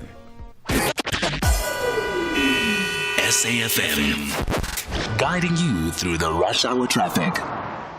Good afternoon. Starting off in Gauteng, the M1 southbound in central Johannesburg queuing towards Boysons. The R21 northbound in Kempton Park has roadworks with traffic restrictions towards the R23 Benoni exit, so expect delays. The N14 northbound in Pretoria has delays towards the R101 interchange. In KZN, the M1 Higginson Highway in Shellcross slow moving through Moorton. The N3 westbound has a pedestrian crash reported before the Pavilion Shopping Centre exit, and the N2 southbound has a crash before the M25 Commercial Highway exit. Traffic is stacked.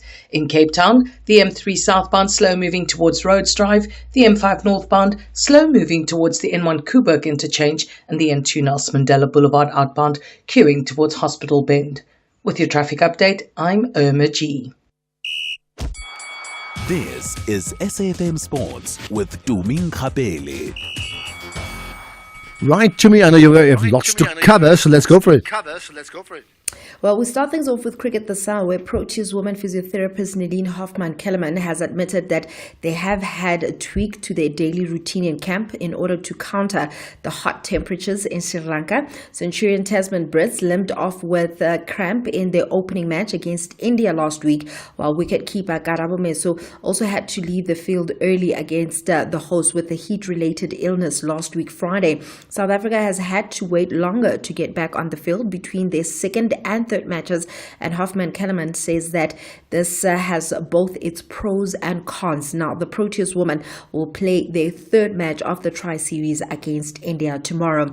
In football, Kaizer Chiefs coach Nasruddin Nabi has defended against ongoing criticism of the club's results and emphasized his respect for the process of rebuilding the desired brand of football. Chiefs are enduring another glum season. currently in 9th position on the Betway Premiership table, with their report card heavily hinging onto this weekend's Nedbank Cup final.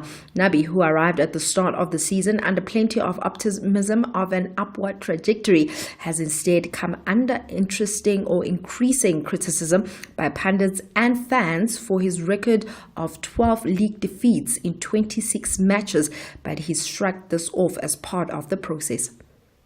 If I want immediately result, it's possible.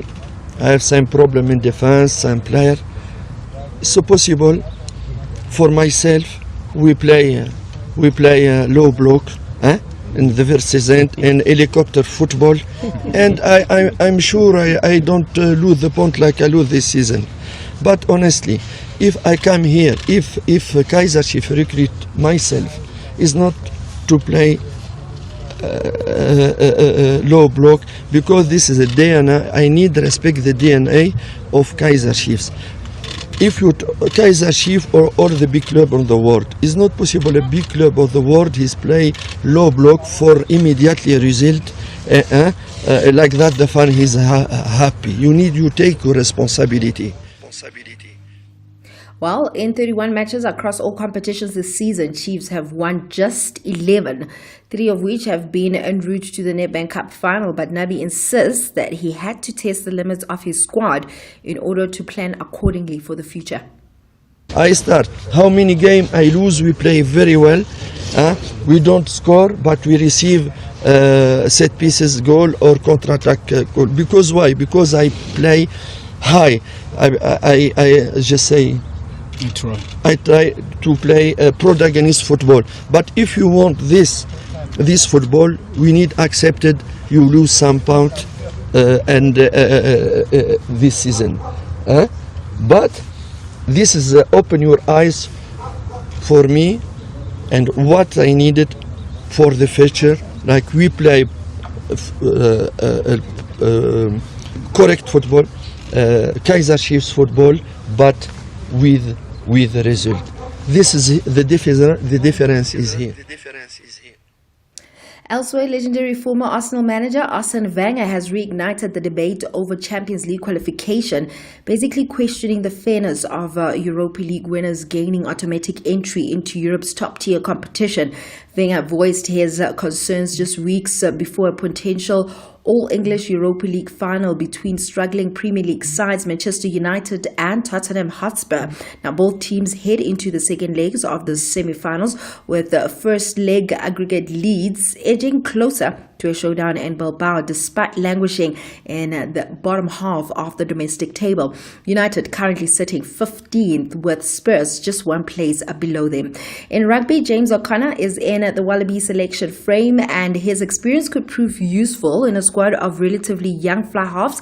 This is according to head coach Josh Smith. O'Connor will turn 35 before the first British and Irish Lion test in Brisbane in July, but the 64-cap Wallaby has been in good form at the Crusaders in Super Rugby Pacific, catching the attention of the Wallabies coach. And finally, in cycling, Australia's 5-time Tour de France stage winner Caleb Ewan announced his retirement at just 30, declaring the past 2 seasons had taken a significant toll on his relationship with the sport. Now, Ewan, who recorded 65 career victories, including 11 across the Tour de France, Giro and Volta, had begun his first season with Ineos in good shape. On that note, it's a wrap from my side for now. I'll have more in the next hour. The Blues and Gold ladies want to treat their clash against the Blue Diamonds like a final exam. They are chasing victory. But the visitors are confident they will prevail and conquer the entire match duration. This is the Hollywoodbet Super League. Witness UWC Ladies FC versus JVW Ladies FC on Sunday 11 May at 2:30 p.m. Streaming live on SABC Plus and SABC One. Proudly brought to you by SABC Sport. For the love of the game. Right, what's more lacquer than a Sunday braai or seeing the box score a try? How about flying for just 117? No, let me get that right so I don't make a mistake, because even I can't believe it. How about flying for just 11 rands? Yeah. 11 rands. Fly Safair with a Lekker 11 rand sale starting tomorrow. That's at 9 a.m. with 50,000 of these 11 rand flights now up for grabs. 50,000, okay? Just like previous years, they'll have a waiting room to help manage website traffic. So what do you need to do? Stay calm, sip some rooibos or hot chocolate like me, and you might just get lucky. Don't be late. Be lekker. Get to flysafair.coza tomorrow at 9 a.m. sharp. T's and C's apply. Suggest you WhatsApp your entire family. Do it now. And so you heard it here on the National Pulse. Thank you for tuning in to today's business feature, proudly sponsored by CFI, a leading trading app now available in South Africa. Download it now. Visit cfi.trade today. Economic news on SAFM. Facts and figures you can count on. Let's get to those numbers with Makwe Masilela, Chief Investment Officer at Makwe Fund Managers. Makwe, good to connect with you as always. Local and global markets in a moment, but let's start with Goldfields. Ashraf, afternoon to your listeners. Goldfields had a solid start to 2025. Production was up 19%, but impacted by weather-related challenges. And the guys, remember, they're buying the company called Gold Road. That is the 50% stake that they didn't own, and there's for 44 billion. And they expect that transaction to be completed by October this year. And their net debt decreased by 5%, mainly because of higher gold prices and partially offset by dividends paid.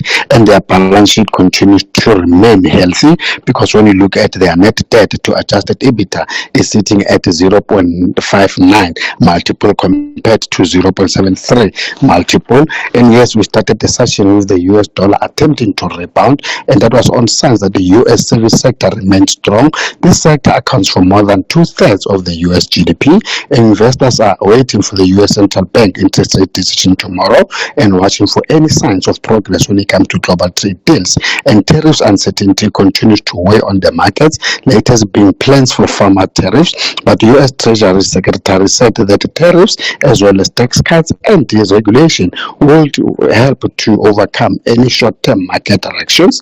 And locally, our private sector economy has stabilized in April, with business conditions holding a 4-month decline, and that's according to the latest PMI, which rose to 50 from 48.3 in March. But input prices are high, driven mainly by weaker rand, and firms raised their selling prices again. And oil prices rebounding from the recent 4-year lows due to persistent concerns over slowing demand and increasing global production. And also prices got a lift after Trump said countries buying oil or petrochemicals from Iran will be subject to secondary sanctions immediately. Oil is up 3.6% to $62 a barrel, and safe haven demand continues to boost gold prices, and Fed rate decision tomorrow also is in focus. Gold is up almost 2% at $3,397. Platinum is up 3% at $985, and global markets are in the red with the JSE down 0.3%, and we've been tracked mainly by our financials, which are down 1.7%, and the rand fell to 0.1% against the dollar is 18.22, 24.39 against the pound, and 20.68 against the euro. Well, thanks for that update. Lots to reflect on that, Makwe Masilela. Good to connect with you. We'll do it again tomorrow. What we'll do now is talk about mental health support for our teachers after this. This business feature is sponsored by CFI, an authorized financial services provider, a global leader in online trading now available in South Africa. Visit cfi.trade today. Hi, I'm Lewis Hamilton. Victory demands everything, but the journey is never solo. My team carves the way, data and innovation are my compass. This is how today's champions are made. Trade like a champion with CFI. Access over 15,000 instruments, advanced trading tools, 24/7 support, and superior trading services. Visit cfi.trade today. CFI Financial Markets LLC is a Category 1 licensed broker by the UAE Securities and Commodities Authority. Trading involves high risk. CFI, empower yourself. You are listening to the National Pulse with Ashraf Garda.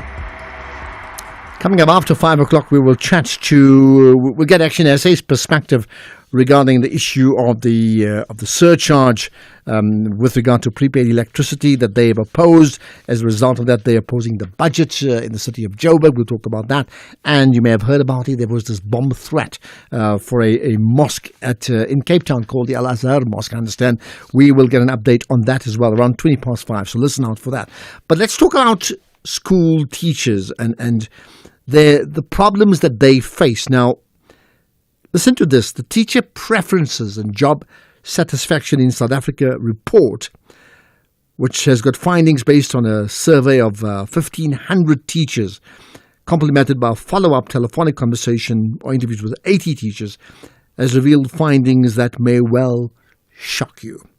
Let's get the thoughts of Nomusa Tembi, who's the SATU media officer. Nomusa, appreciate your time. Thanks for connecting to us on the National Pulse.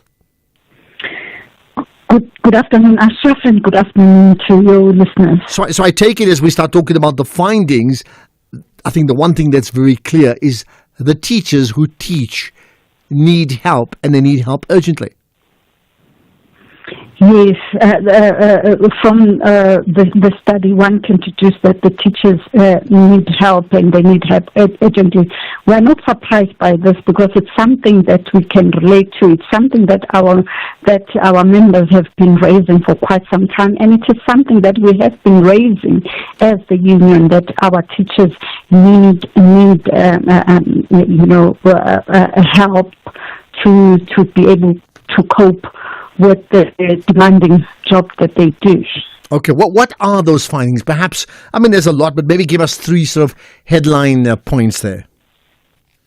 The findings, they said that like half of the teachers in South Africa say they would want to leave the profession in 10 years time because of heavy workloads, a lot of administration work, lack of support, and all that. It's something that is not new to us because we are aware that there's like heavy administrative work, and posts are not being filled, so it makes teachers to work in overcrowded classrooms.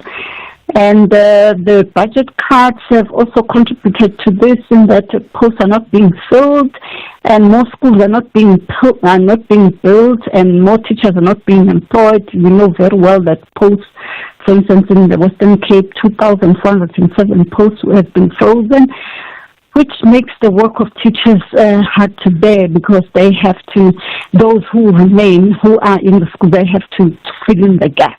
What impact is this having on their mental health? Their morale is low. They work overtime. Can you imagine the matric teachers? They work almost every day of the year. They work weekends. They work weekends. They work during holidays, and that by the end of the day they are burnt out. And once you are burnt out, you even you lack that passion that you need to have as a teacher. You end up doing what you have to do because your mind is not refreshed, and at the end of the day, that even affects the learner, because what you are giving, you end up not being able to give the quality education that you are supposed to give because of the overload of work that you have to do.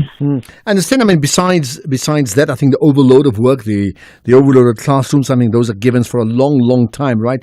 And in terms of the mental health support, I mean, is there support that is able to truly assist them, or is it simply a lip service issue?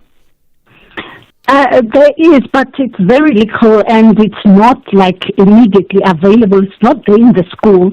You have to, there is a process, and you find that most of the services are either at a provincial level or at a district level. The services are not immediately available at a school. And in most instances, for instance, we've had instances of perhaps or there's problem in the school or violence in the school. You will find that those services will be brought in after an incident. So the services are not proactive, they are reactive most of the time. You have to present yourself with the situation, and then it is dealt with. So it is not enough. There should be the services in place to make sure that teachers are catered for, or they are looked after even before these things happen. It is known very well that they are working in overcrowded conditions. They are working in conditions where there's issues of discipline with the learners, and where they have to become counselors, nurses, and everything.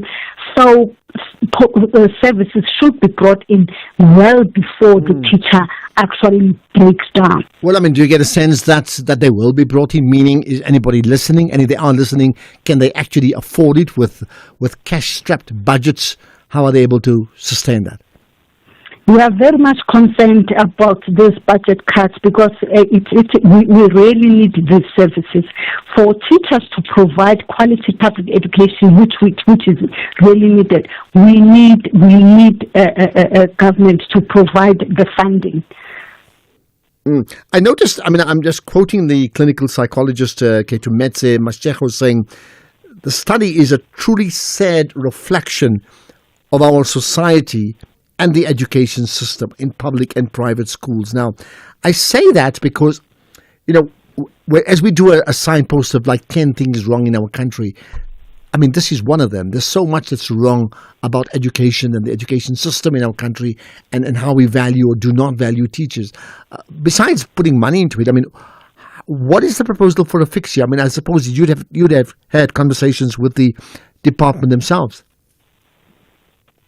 Yes, I fully concur with the researcher. Really, it is a reflection of what is happening in our country and in our schooling system. And yes, we do engage with the department, with government, as we are a trade union. We have been raising these matters over and over the years, and we are very much concerned that every year we find that the budget for education keeps decreasing instead of increasing. I mean, learners, the number of learners in our schools is increasing. New subjects are being brought in, and yet we see very little being done to ensure that teachers are able to embrace that.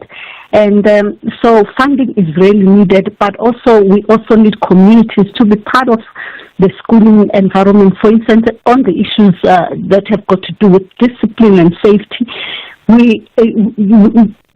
government can do so much, but we also appeal to parents to really work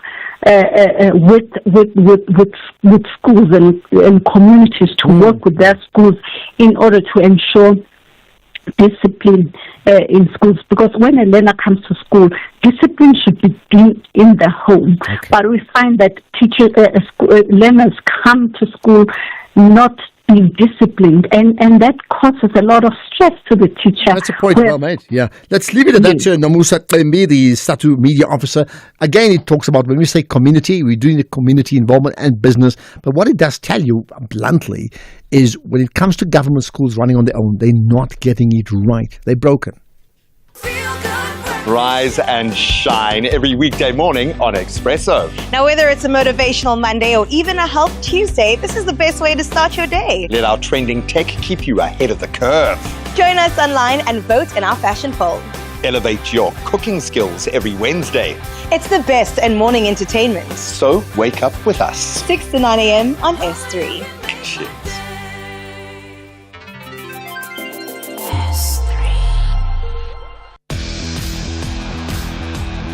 The Blues and Gold ladies want to treat their clash against the Blue Diamonds like a final exam. They are chasing victory. But the visitors are confident they will prevail and conquer the entire match duration. This is the Hollywood Bet Super League. Witness UWC Ladies FC versus JBW Ladies FC on Sunday 11 May at 2:30 p.m. Streaming live on SABC Plus and SABC One. Proudly brought to you by SABC Sport.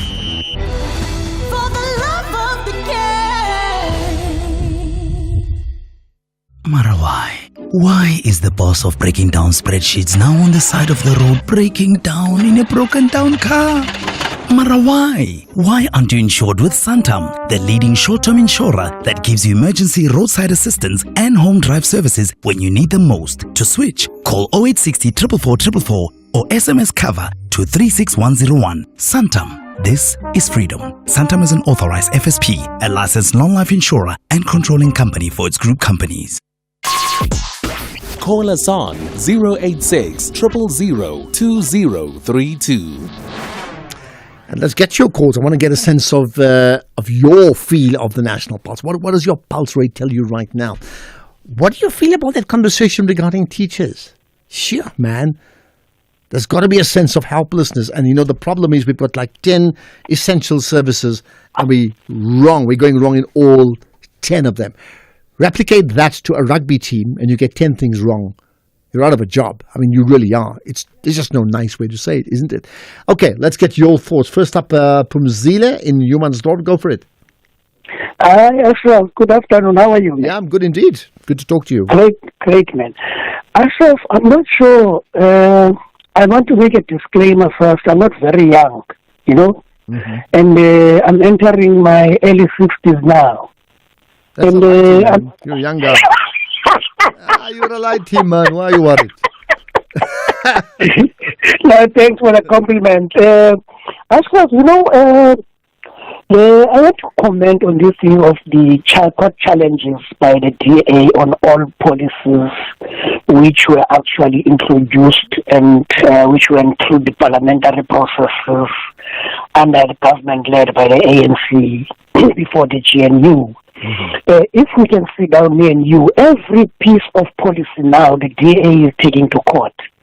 Today, we are listening on the employment equity, right? Yeah. What they are disingenuous of is the ANC had to come up with this type of a policy. Because remember, during the time of the Nationalist Party, there was what is called Job Reservation Act. Mm-hmm. I'm not sure if you have a clue about it. I do, yeah. Sure, and that was job reserved for purely a white community, irrespective of their academic qualifications, right? And secondly, for them to come here today when a democratic government introduces policies to affirm the historically oppressed people, it's very, very disingenuous of them. All right, secondly, you quickly go for it, yeah, very quickly. Secondly, and the last point is, the Broederbond, mm-hmm. right? The Broederbond approach was definitely like an affirmative action, if you want to put it, for the white people. And it actually empowered them financially and economically. When this government, democratic government, is doing policies to favor us as the historically oppressed, now the DA comes and challenges that in court. Okay. They are very disingenuous. Let me pause on that one. The young 50-something Pumzile, much appreciate your time. But I mean, here's a question to all of us, right? I think the question is not about, clearly from the DA point of view, they disagree with the statements, but the broader question is the implementation of affirmative action. Has it completely worked? We're not discussing the merits of it. Of course, it's important. But has it actually worked in its implementation in 30 years? That's one. The other point about the Broederbond, think about this one. Whatever you think about them. So where's the black bond, if I can call it that? And where's the black industrialists who made huge monies? And there are exceptions who've been able to transform society on their own, even outside of government. Have they succeeded in doing that or not? If they haven't, here's the challenge, because we all want to live in a champion nation. Here's the challenge, isn't it? Where are you? Hi, Ashraf. Both my parents are teachers, and I always tell them that it is the only profession that I know where they start work at 8 o'clock in the morning, and by 2 o'clock they are done. They don't work on weekends, and then they've got 4 Christmas in a year: March, June, September, December. So when teachers say they're overstressed, they're overworked, I really don't know what they're talking about. I really, really do not know what they're talking about. I'm sure there are exceptional cases, but majority of the teachers are not getting, or rather they are not putting their money's worth, as far as I'm concerned. I don't think as the public we are getting our money's worth from teachers in South Africa. Tata from Centurion, thank you. Thanks, Tata. But do they really stop working at 2 o'clock? Or is that when the formal classes stop? Clearly they do something else, don't they? Afternoon, Ashraf, viewers of this station. You see, we are now wrapping up the season. Sundowns is number 1, Pirate is number 2. But if you look at it thoroughly, is not that Sundowns is bigger than Pirate in play. It's because Sundowns is using chances correctly. Pirate, they got lot of chances. They don't use it correctly. Even a person is standing a good chance to score, they decided not to kill that person. Person must try himself and is not even shooting on the target. I know a lot of Buccaneers will disagree with me, but some of them will agree with me. And one day, the truth will out the music. Sure. One day, they will prove it. Tusi from Inanda, bye. Thank you, Tusi. You sound like you're a Buccaneer anyway. Look, bottom line about the chances, maybe simply put, is they're scoring more goals and they are winning more points per match. That's it. Good day, Ashraf and SAFM listeners. Teachers are going through a lot of stress, and I've seen it. Seriously, I've seen it. I don't know whether the government, the education department, nationally, has allocated money for a wellness program, because teachers are going through a lot of stress, because they have to deal with children that are rude, children that are not academically smart, all this, even with children that are alcohol syndrome here in the Northern Cape. They really seriously need help. This comes from Terence. Well, I have no doubt about that. They do need help, and it seems like we're unable to help them at this point in time. Right, more to come. We'll talk to Action SA regarding their position regarding electricity surcharges, and they opposing the budget because of the plan was that the surcharge will go up from 200 to 270. That's been refuted already by the MMC for Finance, but we'll talk to them anyway. And then this story about a mosque in District 6 in Cape Town, where they received a threatening message or a bomb threat message. We'll get all the details about that around 5:20. Listen out for that. Let's get the news now. It's 5 o'clock. Here's Greg Coase.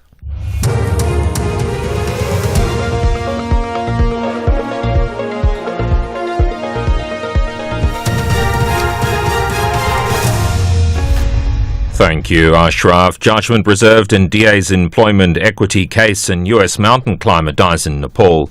Good day to you. The judgment in the DA's application against a section of the Employment Equity Amendment Act has been reserved in the High Court in Pretoria. The amended act will give the Minister of Labour and Employment powers to set targets in particular employment sectors. The DA has described the amendment as unconstitutional and unfair, arguing it is introducing racial quotas. The ANC's Gauteng Provincial Task Team Coordinator, Hope Papo, has rejected the DA's court application. This gimmick by the DA, it's an affront and an assault and an insult to the majority of black people. By black people, I mean Africans, Indians, and Coloureds. Coloured people and Indian people are not only found in the Western Cape and in KZN. They are found all over the country. The Act tries to deal with centuries, over 500 years of colonialism and the crime of apartheid, which started in 1948, taking on from colonialism. The Constitutional Court has ruled to scrap a section of the SA Citizenship Act of 1995.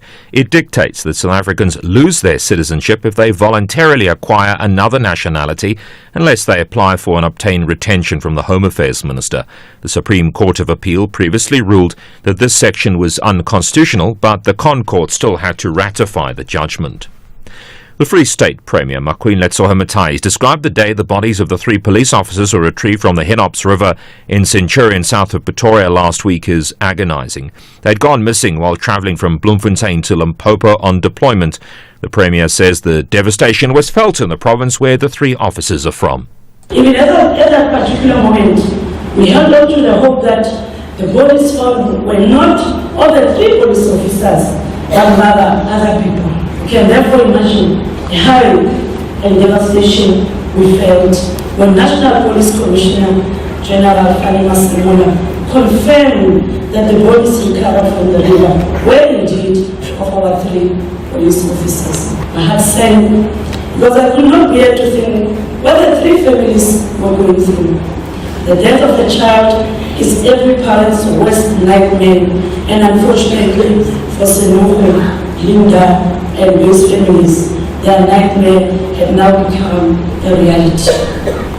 The case against 2 of the 4 suspects arrested in connection with the disappearance of journalist Serien Ndlovu and his partner Zodwa Mdludli has been postponed to tomorrow at the KwaMhlanga Magistrates Court in Mpumalanga.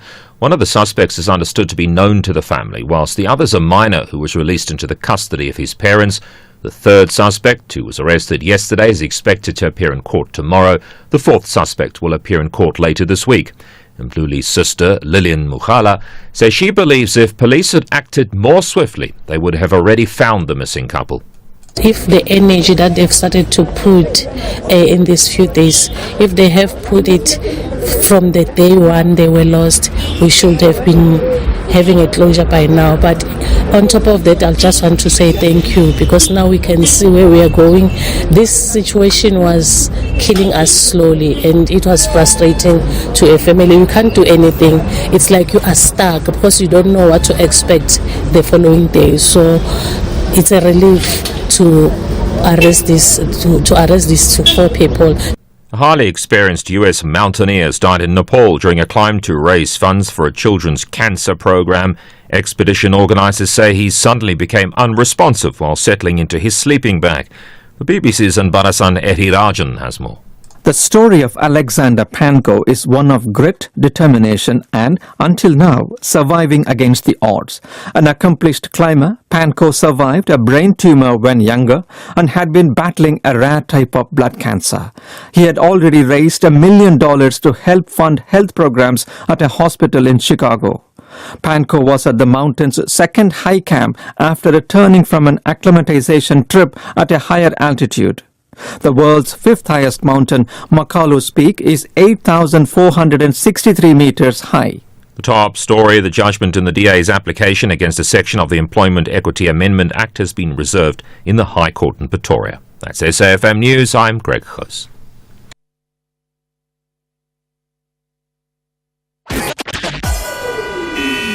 SAFM, guiding you through the rush hour traffic.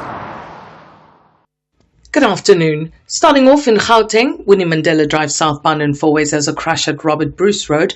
Winnie Mandela Drive in Hurlingham has delays between Republic Road and Peter Place, and the N1 southbound in Midrand, a crash after New Road. In KZN, the N3 westbound, a pedestrian crash before Pavilion Shopping Centre exit. The N2 southbound has a crash before the M25 Commercial Highway exit.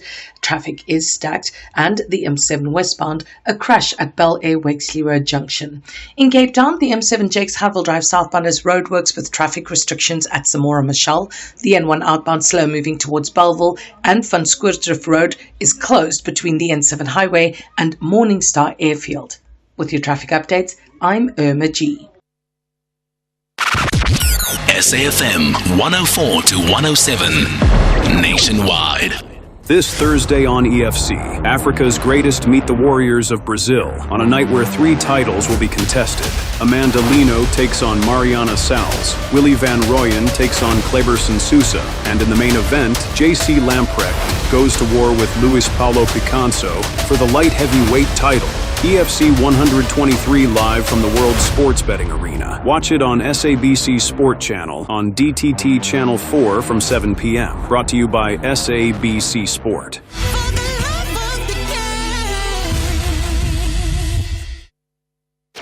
Kathy Motlatlana on SAFM. Now tell me, Steve, how has your being the deputy minister affected your activism and just the experience? Because we're used to you on the other side. My activism in the civil society continues in what President Ramaphosa has called for. We need an activist government. And that's what, for me, I believe in those principles. I believe in the work of government that must serve its people administratively and on time. And that's what I bring to the table. Steve Litsike is the Deputy Minister in the Presidency responsible for women, youth and people with disabilities. If you're ready to talk, I'm here to listen and nothing is off the agenda. Join me on The Talking Point every day from 9 a.m. to 12 noon. Right, if you didn't get the message earlier, you better get it now. What's more lacquer than a Sunday braai or seeing the box score a try? You may include Bafana in that conversation, right? Well, how about flying for just 11 rands? That's right, Fly Safair's Lacquer 11 Rand sale starts tomorrow. Tomorrow morning, 9 a.m. When Kathy's show starts, you must know it starts. 50,000 flights of 11 Rand each up for grabs. Now, just like previous years, the team will have a waiting room to help manage website traffic. So stay calm, sip some rooibos or hot chocolate or coffee or whatever it is you fancy, and you might just get lucky. Don't be late, be lacquer. Get to flysafair.co.za tomorrow at 9 a.m. sharp. T's and C's apply. Tell your chommies right now. I've done the same thing to my family. I'm just telling you that. Tell them now. Okay, that's it. 9 o'clock tomorrow morning. The National Pulse with Ashraf Garda on SAFM.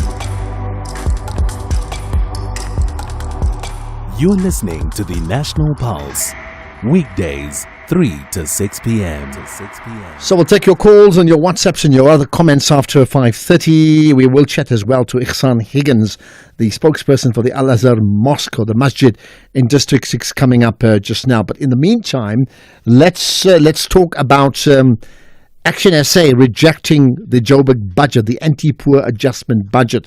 And there are big reasons around that. Earlier on, we chatted to Margaret Arnolds, the MMC for Finance in Joburg, about their plans to increase or not to increase prepaid electricity from 200 to 70. She says they're not going to increase it.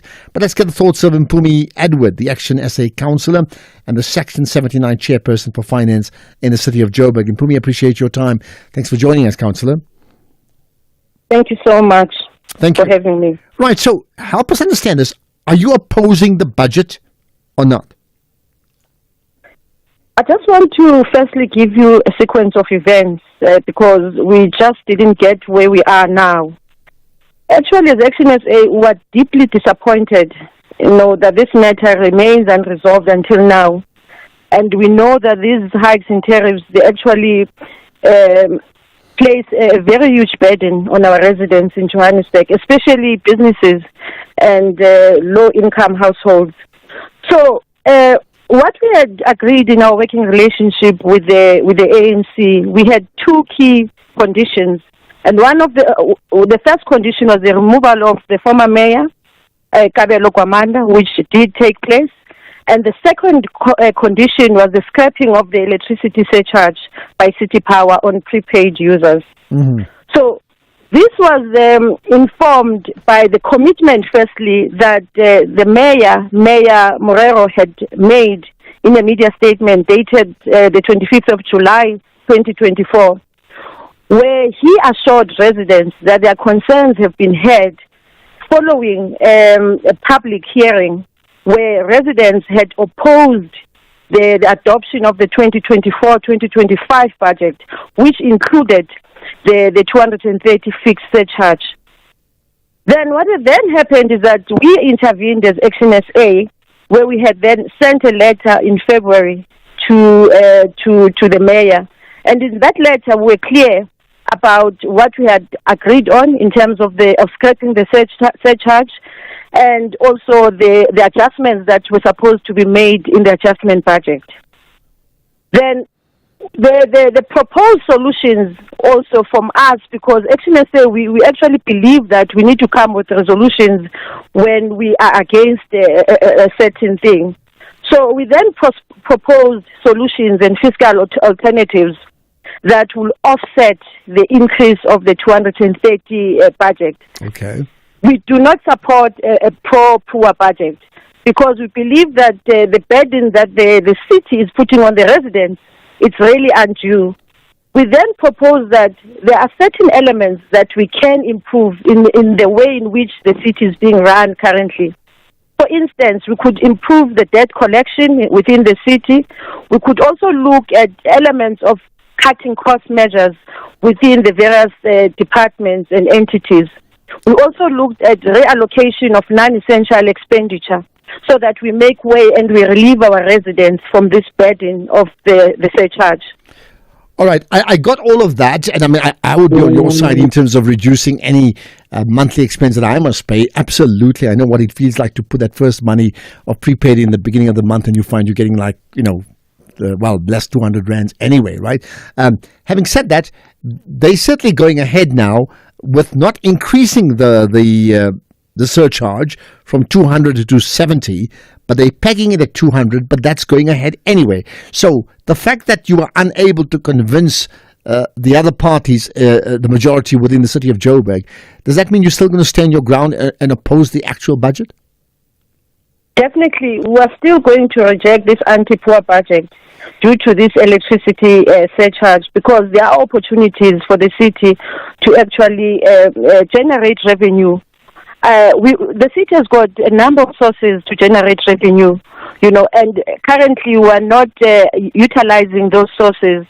And we feel that we are burdening the residents of Johannesburg. And Railways Action SA were not deterred from advocating for the interest of the residents of Johannesburg. Okay. And we really still stand where we are. We are still not going to support the budget that prioritizes political agendas over the well-being of our residents in Johannesburg. It's an issue I raised with Margaret Arnolds, the MMC for Finance in the city of Joburg, earlier on today, and people can listen to that podcast as well, including the chat with Bonang Mohale and many others we've had already today.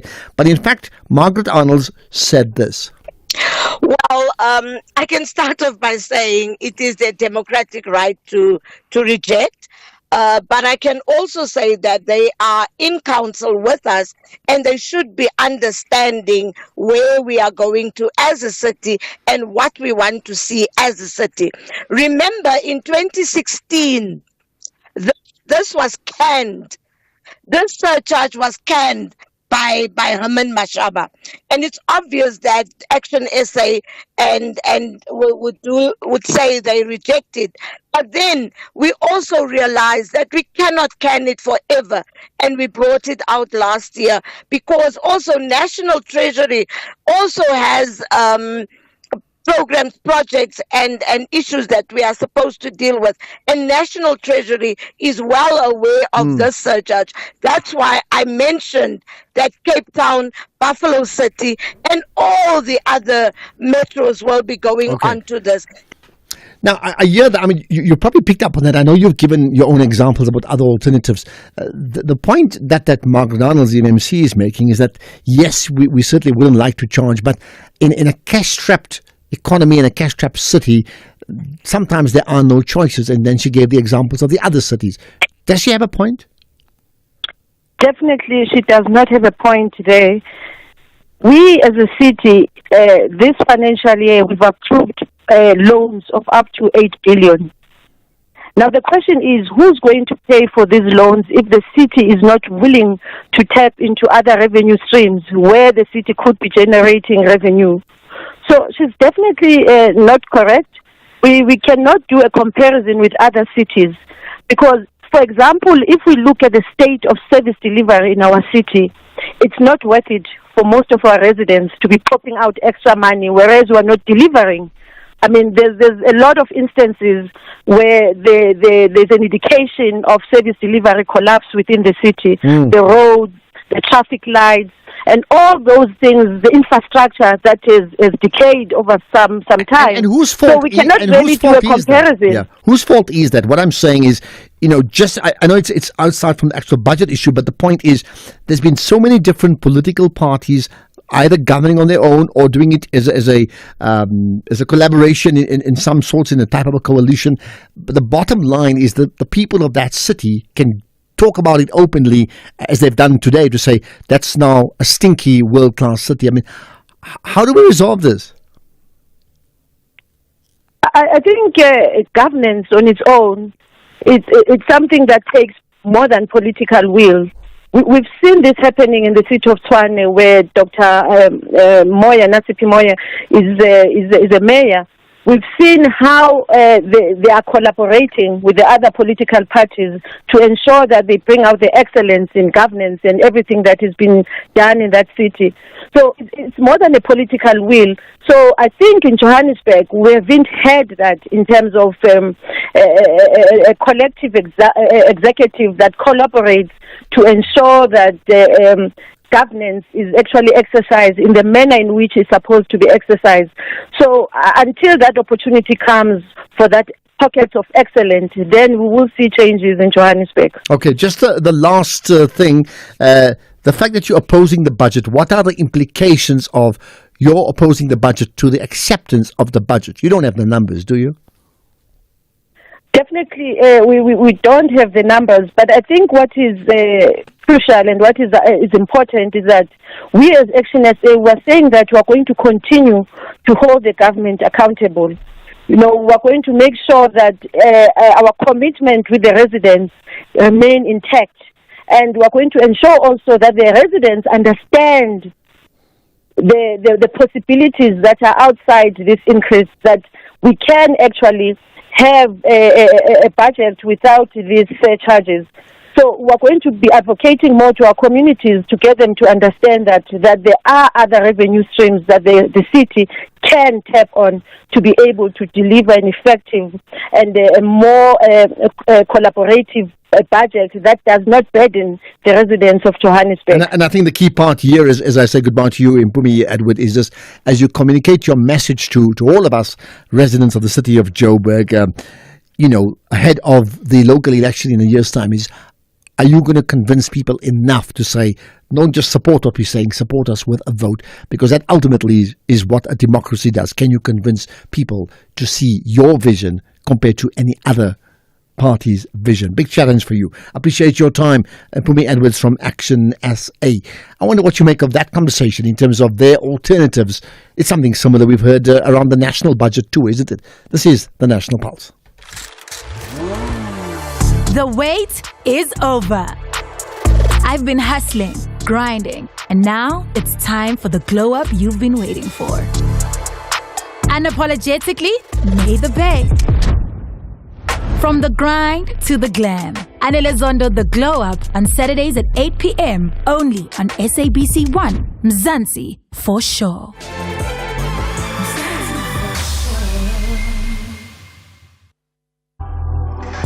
You are listening to the National Pulse with Ashraf Garda.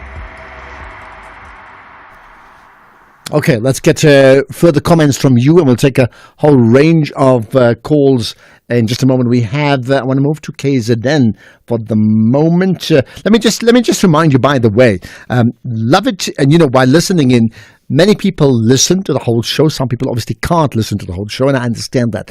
But sometimes, even if you listen to the whole show, you want to listen again.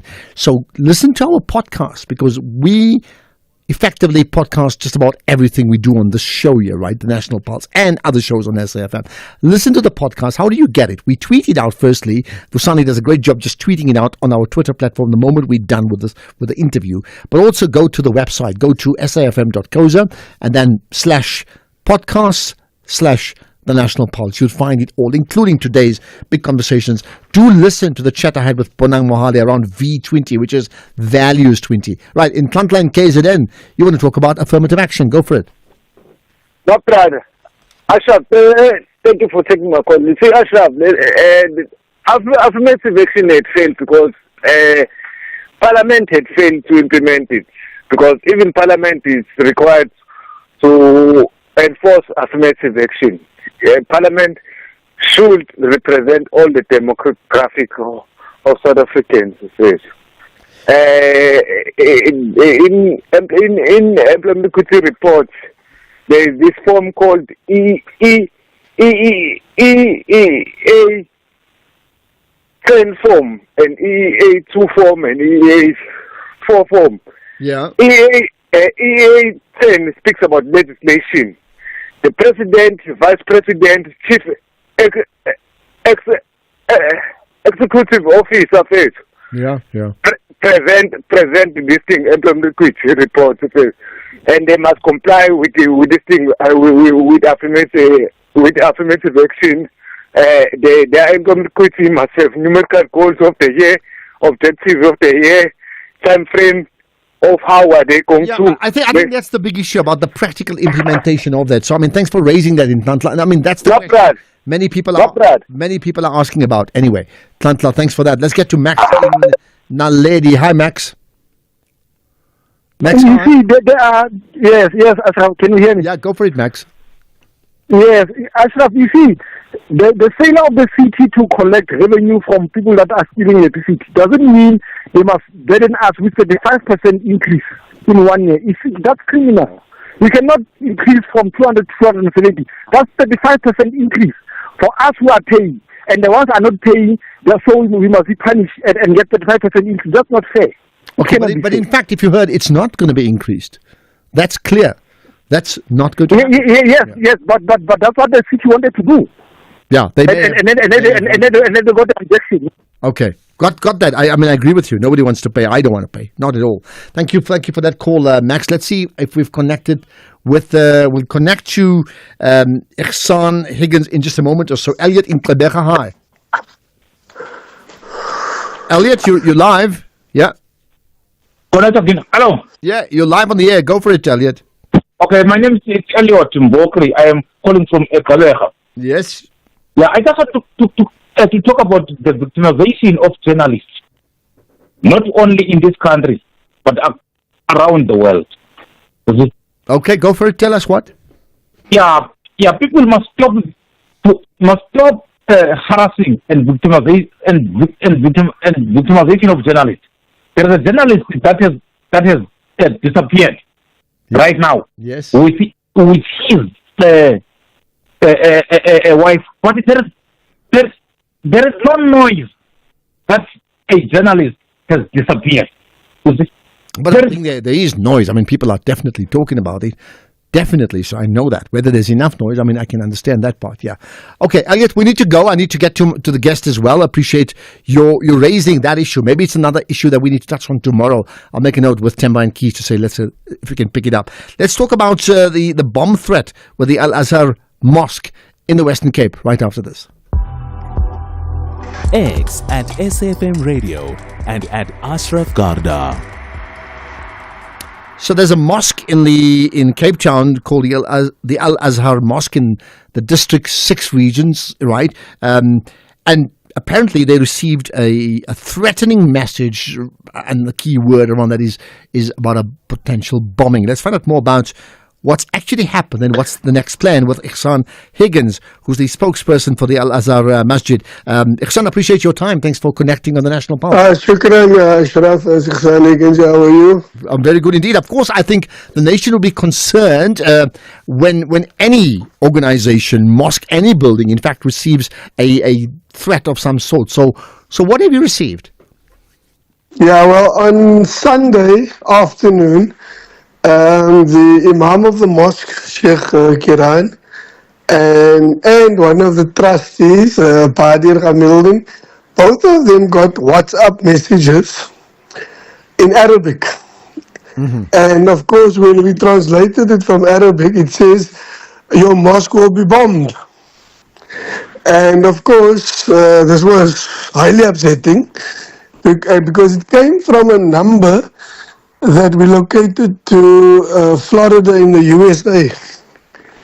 So obviously it was concerning, and the next morning we obviously reported it to SAPS, and SAPS gave a case number, and of course the Hawks also got involved, and they also wanted statements, and they in turn will liaise with the FBI in the US. Okay. To see if they can locate where the message came from. And just to confirm, the WhatsApp message, is it as simple as just that one line? Your mosque will be bombed. Is that what was said? Nothing else? Yeah, in Arabic. Yeah, no, I'll tell you now. There was no other commentary on why it would be. No, there was no explanation to it, nothing like that, yeah. Okay. It was just like in Arabic. All right. You mentioned, getting the police involved. What do they say, police hawks? What are they saying? Well, obviously they're taking it serious because, of course, this is like an act of terrorism, saying, an institution will be bombed. And, of course, most people would know that in District 6, the Al-Azhar Mosque is actually in the colors of, it's painted in the colors of Palestine, the Palestinian flag. So I don't know if it's linked to that, or we can't think of anything else. And so now obviously we need to be more vigilant in terms of security around the mosque. Watch for, in fact, it's a difficult situation because, it's what you do. You can't just ignore it. No, it's well, I mean, I understand that. Let's just take it one step at a time. You mentioned the point that the mosque is now painted in the colors of the Palestinian flag. I mean, I take it effectively putting a firm affirmation in terms of your support for the Palestinian cause, right? But you did say you can't necessarily link it. But I mean, yet you are talking about it. So are you linking it on? Yeah, but as I'm saying, I can't think of any other reason. I mean, I don't think there's anybody that's threat to anybody that that we want to make a bomb threat against the mosque. Okay. And in fact, let me tell you what exactly the WhatsApp said. It says your mosque will explode. So that's what more than in Arabic. So, and of course we verified it. Yeah. Okay, so just to be clear about the language, and I know we're translating. Did it say the mosque will be bombed or the mosque will explode? It says, God willing, your mosque will explode. That's the exact words. Okay, got that. What are the precautions now? Because I mean, I suppose with all these things you investigate, there's a process, but there's also worshippers that attend that mosque, so it's a public space. What's the position now with people attending the mosque? Well, I think people will still be attending the mosque, but obviously we're going to heighten the security around the mosque. You have already done that, or you're planning to do so? No, we're already in the process of doing it, and of course the police has actually given us an assurance they will increase their patrols, and so has the city. Yeah, is this the first time that mosque has received a threat of sorts of any type, whether it's via WhatsApp or a letter or somebody just coming outside the mosque and saying certain things? Well, the Azhar was the second oldest mosque in the country, and it's the first time in its history that we ever received a threat of any kind. Yeah. How are the worshippers taking it? I mean, how are they? Because obviously, well, you're talking to me, but you had to tell them first, right? On Sunday evening, how are they responding to this? No, it's a bit of a panic initially. And then, of course, we as officials of the mosque had to calm them down and say, look, we are dealing with the situation. We are working with law enforcement. And they're trying to locate where the threat comes from. Has there been any other threat at any other mosque in the Western Cape subsequent to what happened on Sunday evening or even in the past? No, not that we are aware of. Okay.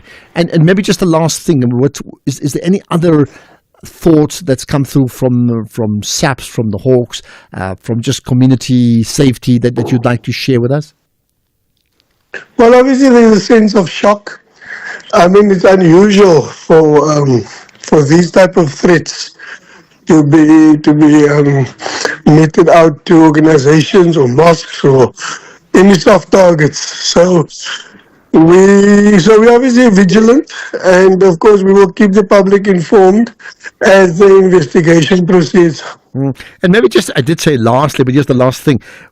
What do the police and the Hawks say that when you get a bomb threat, is that likely that the threat is then carried out, or in fact that it's carried out often when you don't threat, but you just do what you want to do anyway? That means if you want to explode a mosque or bomb it, you don't make the threat, you just go out and do so. What's the normal modus operandi?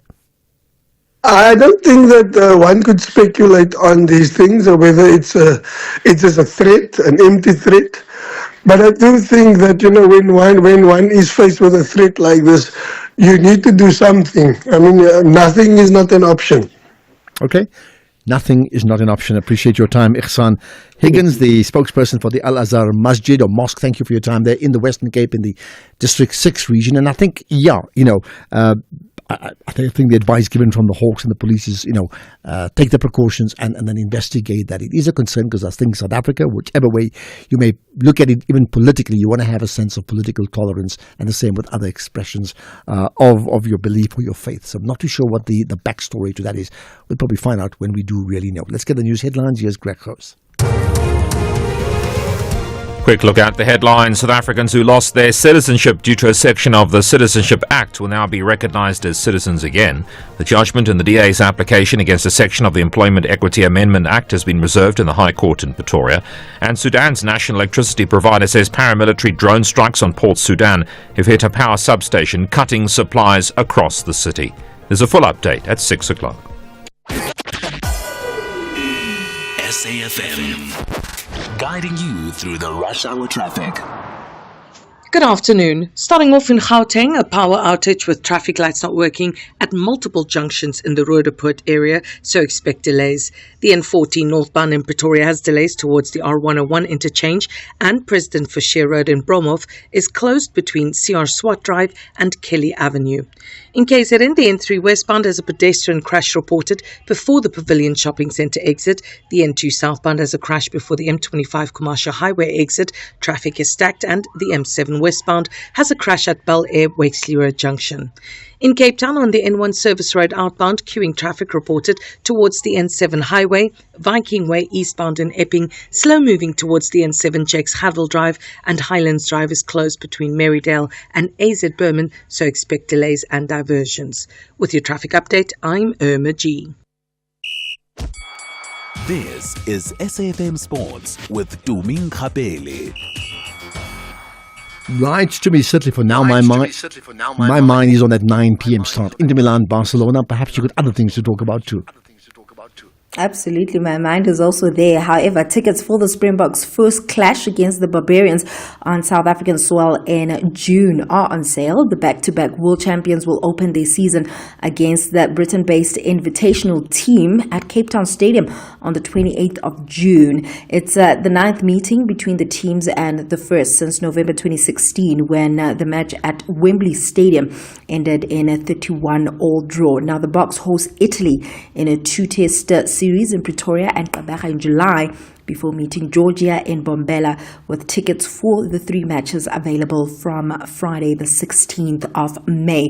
And tickets for the Boks home matches in their defense of the Rugby Championship title will go on sale on Friday the 13th of June. In cricket, Kagiso Rabada may be allowed to be back on the cricket field, but his doping case might not be over just as yet. Although the Proteas pacer served a 1-month suspension and was cleared to return after completing a treatment program, the South African Institute for Drug-Free Sports says that there's a 30-day window for appeals. CEO Khaled Khaland confirmed to SABC Sport that the sanction could still be challenged, meaning Rabada could face further punishment. Meanwhile, Proteas woman head coach Mandla Mashimbi says that the pressure that they found themselves in will help them deal with similar situations when they take part in the ICC Women's World Cup in India in September and October. Now, South Africa are yet to taste victory in the Tri-Series, having lost to both India and Sri Lanka in their previous 2 clashes so far. I'd rather it happen now than in the World Cup, and I can assure you now, when the World Cup comes, we'll be able to handle whatever pressure is given to us, because, like I said, this is a learning curve for us in these conditions. And for us now, what we need to do after this Tri-Nation, we need to go back to the drawing board and make sure that we fill up all the gaps that we've identified during this series. And I think that's what's important for us now. As a new coach of this team, there's a lot of things that I needed to observe and see where the team is at under pressure. How do we deal with when we're on top, and how do we deal when we're under pressure? And yeah, there's been some magnificent stuff that I've picked up, and I think leading up to the World Cup we'll make sure that we leave no stone unturned, and we'll cover all those bases. Moving on to football, Amajita head coach Raymond Mdaka sounds very upbeat and confident that his team has what it takes to defeat Group A leader Sierra Leone and inch closer to qualify for the Under-20 Africa Cup of Nations quarterfinals. The two teams lock horns at the Suez Canal Stadium in Egypt tonight at 8 p.m. South African time, with Sierra Leone playing in their last group game. The West Africans have already qualified for the quarterfinals and top the group with 7 points, but Mdaka trusts that his boys to do the business tonight. They've played their games and they did their business the right way, whatever. sometimes for us to say, look at them and say they have qualified, it takes you somewhere. But what we do is to say, we knew in our group we'll play Egypt, we'll play Tanzania, we'll play Sierra Leone. So it's on the same note. Much as we didn't want to know, because if you say they've qualified already, they've got 7 points. They've played 3 games. They are playing the last game. They could go for 10. They could stay at 7. And if we do our business well, we could go to 9.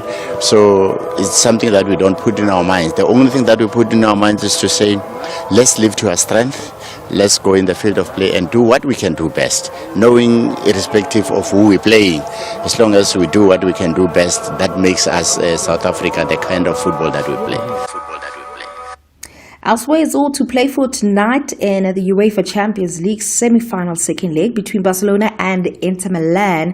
After a 3-3 draw in that first leg, both sides head into this clash at the San Siro on level grounds. Barcelona will be without defenders Alejandro Balde and Julius Koundé. A big blow for coach Hansi Flick, but some great news as striker Robert Lewandowski returning to boost their attack. Finally, in cycling, Australia's 5-time Tour de France stage winner Caleb Ewan announced his retirement at the age of 30, declaring that the past 2 seasons have had a significant toll on his relationship with the sport.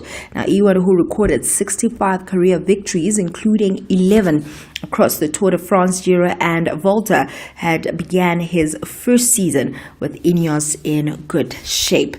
On that note, Ashraf, it's a wrap from my side. I'm looking forward to start giving away those tickets to the Nedbank Cup final this weekend. I thought you're giving away tickets to tonight's game, Inter Milan and Barcelona, but okay, we'll wait for... So is that going to happen tomorrow? I mean, we need to know. Yes, so from tomorrow we're going to start giving out tickets. So if anyone is in Durban or planning to go there, they must listen to the show. So what a whirl. I mean, tomorrow 11 rand a flight ticket, fly Safair. Tomorrow 9 a.m. Right. Get the ticket, go to Durban. We'll give you tickets for the evening. You're sorted out, all connected to the National Pulse. Perfect to me. Thanks. With that said,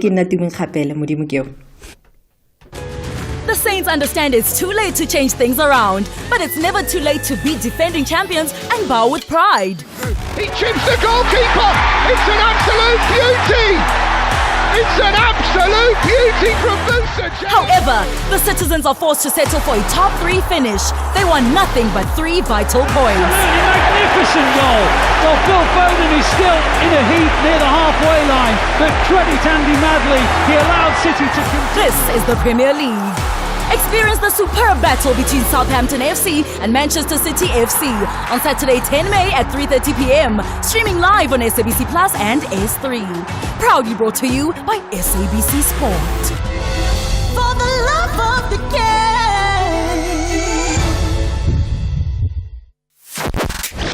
The Morning Brief.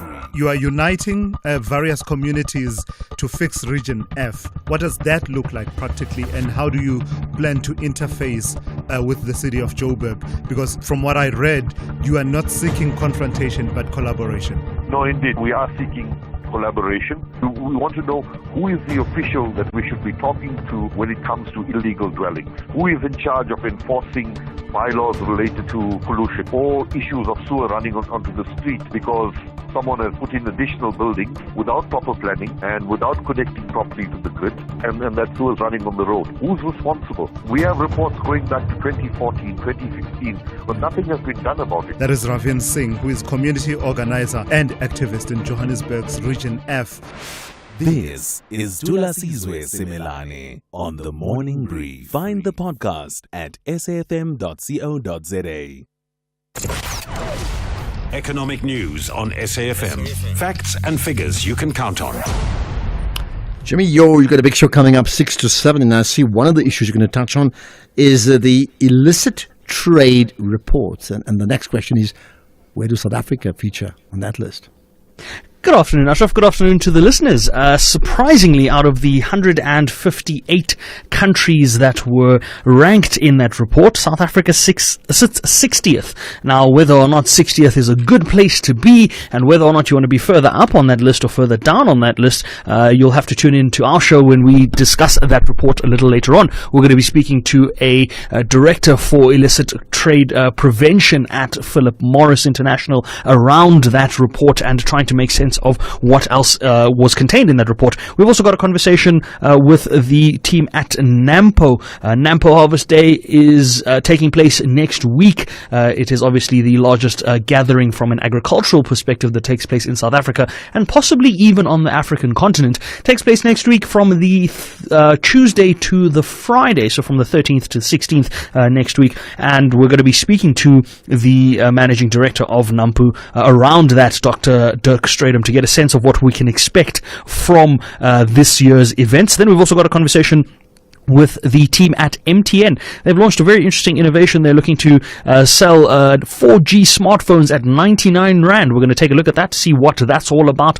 how they got to that price point, and trying to make sense of all of that. And then we're going to look at the latest Truth Social comments from President Donald Trump. He came out with a Truth Social post saying that he would be looking to impose 100% tariffs on films made outside of the US, to which the White House responded a little later on, a couple of hours after he posted that, saying that no decisions had been made. But nonetheless, the markets reacted to that, and markets are now very puzzled as to what is going to be tariffed, what isn't going to be tariffed, how far these tariff conversations of the United States are going to extend. But we're going to have that conversation from a film and production point of view within South Africa. We're going to take a look at the implications of such a tariff on production of film, on the industry that is the film industry in South Africa, and we're going to have that conversation with the CEO of the Leaders in Motion Academy, Thato Moraka. So that's what's coming up on the show a little later on. Before we get to the show,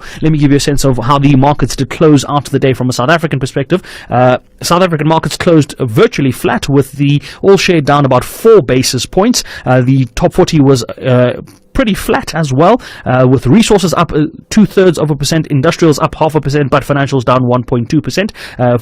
Resulting in the markets finishing flat. Asian markets would have been trading again, with the Tokyo market still closed for the public holidays, but we saw Chinese markets, Hong Kong markets, and Shanghai markets both open and closing in the green. Shanghai up 1.1%, the Hang Seng in Hong Kong up 0.7%, the ASX in Sydney down 8 basis points, so almost flat there. UK markets are back in the swing of things as well, but they were only up about 0.1%, while the other European markets were both in the red. The DAX was down 0.5%, the CAC 40 in France down 0.4% or so, and the Nasdaq currently down about 0.5%, the S&P down 0.33%. So equity markets internationally not doing so well. South Africa seemingly holding its ground in that respect. If we look at commodities quickly before we get to currencies, the commodities had a really good day.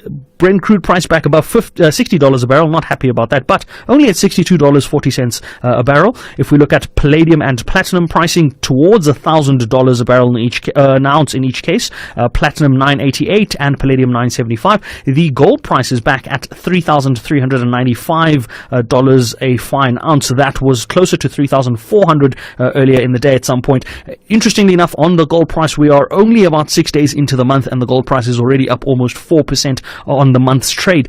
Quick look at currencies before we go. The US dollar, 18 Rand and 19 cents is what one US dollar will cost you in Rand terms. 1 British pound, 24 Rand 30 cents. 1 euro, 20 Rand and 62 cents. Below 21 Rand. Lovely to see that. And the Australian dollar, 11 Rand and 79 cents. 1 Bitcoin, 94,690, just under $95,000 a Bitcoin, or around 1.72 million Rand in Rand terms. We're going to be back a little later on to take a look at some of the market movements. I have Chantal Marks of FNB Wealth and Investments joining me to take a look at market sentiment and what might be driving markets at this time. But that conversation happens at 6 o'clock. For now, Ashraf, back to you. Right, perfect. Thank you for that. So you get busy just over 10, 12, 13 minutes before you get into that. And that rating, where does South Africa feature? Top, bottom, middle? You have to tune in to find out. Let's get to your thoughts, because I want to get a sense of your pulse after this.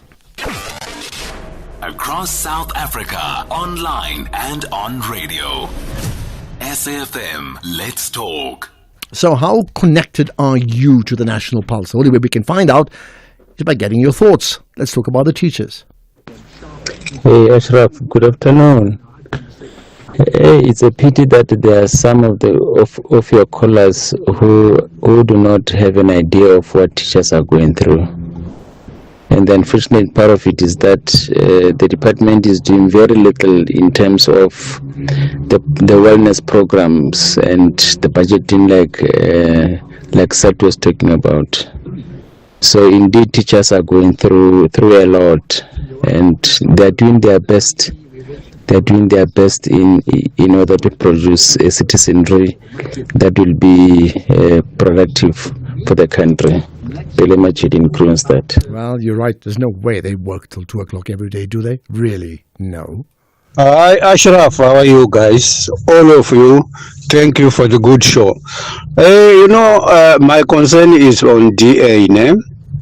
It's when then now they start to see and try to challenge the law, all those things which were implemented before, because it favored them last time. Now they see they don't have chance, they take it to court. Thank you. Well, but that's how the system works, isn't it? You're not happy, you take action. Talking about action, here's actions, essay. Ashraf. It seems the Action SA is very good in removing mayors. They started with Celia Brink, now they remove Kabelo Commander, and nationally, maybe they're also intending removing the TA from the GNU. That's what they do best. They push other people aside for them to get in and access government money. That's their intention for positions and stealing. Wow. Thank you, Anonymous from Soviet. I don't know if that's the intention. You say they want to get rid of leaders or mayors and that sort of thing, but is that the intention, to steal? You have the proof about that? Ramokhadi in Burgersfort, go for it. Let's talk about the... Ashraf, how are you? Yeah, very good indeed, thanks. What's your... Thank you. Okay, Chief, I've been missing this conversation for a while, but thank you for taking my call today. I just want to put some points regarding of what's happening in South Africa. Yeah, go for it. My advice to Jacob Zuma, if really he was passionate about uniting Africa, he must join the likes of him and Ramaphosa and other African leaders to rescue Africa in the hands of United States. Because currently, as we speak, DRC is making stupid decisions. It's making a decision that really is not take Africa forward. We cannot afford, because what's happening in DRC is going to affect us. How can you exchange the minerals? How can you make a deal with the United States, changing mineral worth of 20 trillion for United States to come and give security to DRC? So that people like Ramaphosa, he must just understand that South Africa as a president, he has failed, but he had well represented us in the summit, G20 summit. Okay. He went there and represent us. All right. Ramokhadi, I need to move on. We need to take a break now. Your point is there, and let's leave it for others to consider as well. You've made your point. Thank you so much. Dango, for the love of the game and Mzansi for sure. Soccer Zone has relocated to a new slot, 9 p.m. live every Monday on SABC 1. Mzansi Africa. Fascinating goals. The unbelievable saves. From Africa Borwa to the entire African continent to the Bundesliga and the Premier League. High-level reviews of crucial match scenarios by the legendary Mr. F. Top-class analysis latest news about the beautiful game. And Momish of the Week. SABC Sport Football Weekend ends on Mondays at 9 p.m. on Soccer Zone. Live on SABC One. Also available on SABC Plus and SABCSport.com. Proudly brought to you by SABC Sport. For the love of the game. Save and win a car with Spar for real. Stand to win one of 50 fiery red Hyundai Grand i10 sedans. Buy any participating products and swipe your rewards card to enter. Get 8 kg Spar Wolf dog food for $159.99 plus 400 megs free data on Spar Mobile, or 700 grams Spar pre-packed cheese for $89.99 plus 200 megs free data on Spar Mobile. Price is valid until 19 May while stocks last. T's and C's apply. SAFM supports a litter-free South Africa.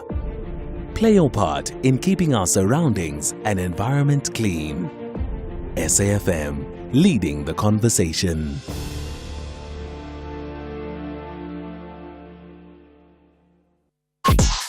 Call us on 086 000 2032. Right, and there's more comments. Well, I'll tell you what I like, and for the previous caller too, people are come on air and they're willing to express themselves and state a position. And we know half the nation says, yeah. Well, maybe that's an exaggeration, but many say, yeah, is right, she's right. And then you get others like, no, completely off. But hey, this is what makes the national pulse. Right, what about the ANC? Good afternoon, Ashraf. Please, can you explain, or the listeners explain, why did the ANC destroy infrastructure in the Northwest? Why did the ANC destroy the airport in the former Bophuthatswana area? But they left all the airports. You can name them. Kimberley Airport, Umtata Airport, King Shaka Airport, Polokwane Airport, all those airports were left, not destroyed. But they decided to destroy the airport which was created by President Mangwape. No, this is wrong, man. Are you saying that was done intentionally because of the historical Bophuthatswana setup and Mangwape leading it, and you know the political thoughts around that, and therefore bugger it, just leave it alone, and we don't need it, and therefore you like short of an airport? Well, I'd like to know more about that. Probably need to investigate that. Good afternoon, SAFM and fellow listeners. Malama doesn't know what he's talking about. There is no way we are documenting all these illegal foreigners. South Africa doesn't owe any country anything. Whether they supported or they did whatever, we don't owe them anything. These people, they must just go back to their countries and fight for their ancestral land. Nothing good is going to come to them if they are not in their ancestral land. And we also need to look at the property taxes, because now you've got the Americans and all these other countries, the British and the London, coming here and hiking the property prices. They need to pay a very hefty tax, and Department of Education, they need to check all those that are here on a study visa. Are they at school? If they are not at school, they must be deported. Oh my goodness, you've just delivered a State of the Nation address. Like 10 things in one sentence. Lots to consider there. Yo. Hi Ashraf, it's Rendali from Polokwane. I just want to respond to that caller who said teachers get for Christmas. I think that's a very sad comment coming from a grown-up, because I think we all know that even when the school is closed, the teachers they open early. I don't think the days that the teachers get is more than what other government employees are getting in an annual leave. And really, the teachers they do a lot. And then for somebody to just come and say their complaint is not genuine, they're not doing anything, that's very sad. Thank you. Well, you're right. Thanks for calling in. You know what's amazing is that someone can think that they get knocked off at 2 o'clock and that's the end of their day. And then they have these holidays and they just have lots of time to loaf around. It's not true, is it? I don't think so. Ashraf, on the issue of educators leaving the system, is true. You see, in all public schools in this country, each class has got not less than 60 learners. Just imagine a newly appointed educator getting into a class with 120 eyes with learners that are unruly as a result of them not participating in sporting activities.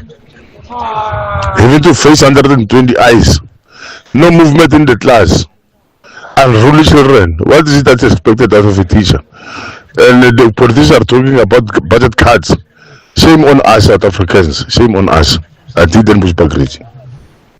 I think you're right. 60. Well, I don't think they're all 60 always. I think that's wrong, exaggerated. But sure, there's overloads. How do they manage? No wonder they're so frustrated. If it was so great, they'd all be running to become teachers. It's not that easy. Good afternoon, Ashraf and listeners. I'm Tawan from Durban. Look, I'm so very interested in seeing as to how it ended up with the DA and the court in relation to this thing of Employment Equity Act, but I don't see them winning, and it looks like this GNU thing will not last. Seriously, it's like there are two opposing forces at the same time. So I wonder as to how it will unfold. Well, I mean, we all wonder if it doesn't last. I'm not saying it won't, but if it doesn't, then I mean, what's the patchwork to replace it? I mean, you work it out for me. You work it out. You tell me any thoughts, by the way, on the new Pope election coming up soon, and whether you have any personal choices around it. Love to know. Afternoon, Ashraf, this time Shombo Vondeni. My question is about the citizenship. Those that are taking up refugee status that was offered by Donald Trump, what will happen to their citizenship? Why are you worried about them now? Seriously, are you really worried about them? I'm just wondering, are you genuinely worried about them when they're already in America on a refugee status because this country is too bad to live in, bad things happening in South Africa? Good afternoon, Dr. Ashraf. Dr. Ashraf, these politicians, they don't understand that the nation, we have got 42% of unemployment. People are not working. Those of us who are working, we are even struggling to afford that electricity, Dr. Ashraf. Now they impose this surge charge. It is going to be imposed on the little people that is working, Dr. Ashraf. We have got nothing. This government doesn't understand what is going on here. Well, that's the show. Just remember, we've got podcasts of just about all the interviews we've done today. Go to it, safm.co.za, then / the podcast, and then the National Pulse. And we'll reflect on all the things. Really appreciate you listening in for the show. As we talk to you, Donald Trump will now meet the Canadian Prime Minister Carney at the White House. Remember the last time he met the Ukrainian leader? What happened there? If it's even half like that, I need to be watching it. It could be more dramatic than Barcelona versus, Barcelona Inter Milan. Maybe my eyes should be on what happens at the White House. Thanks for listening. We'll do it again tomorrow. As always, remember, you are connected to the National Pulse. Here's the news with Greg. It's 6 o'clock.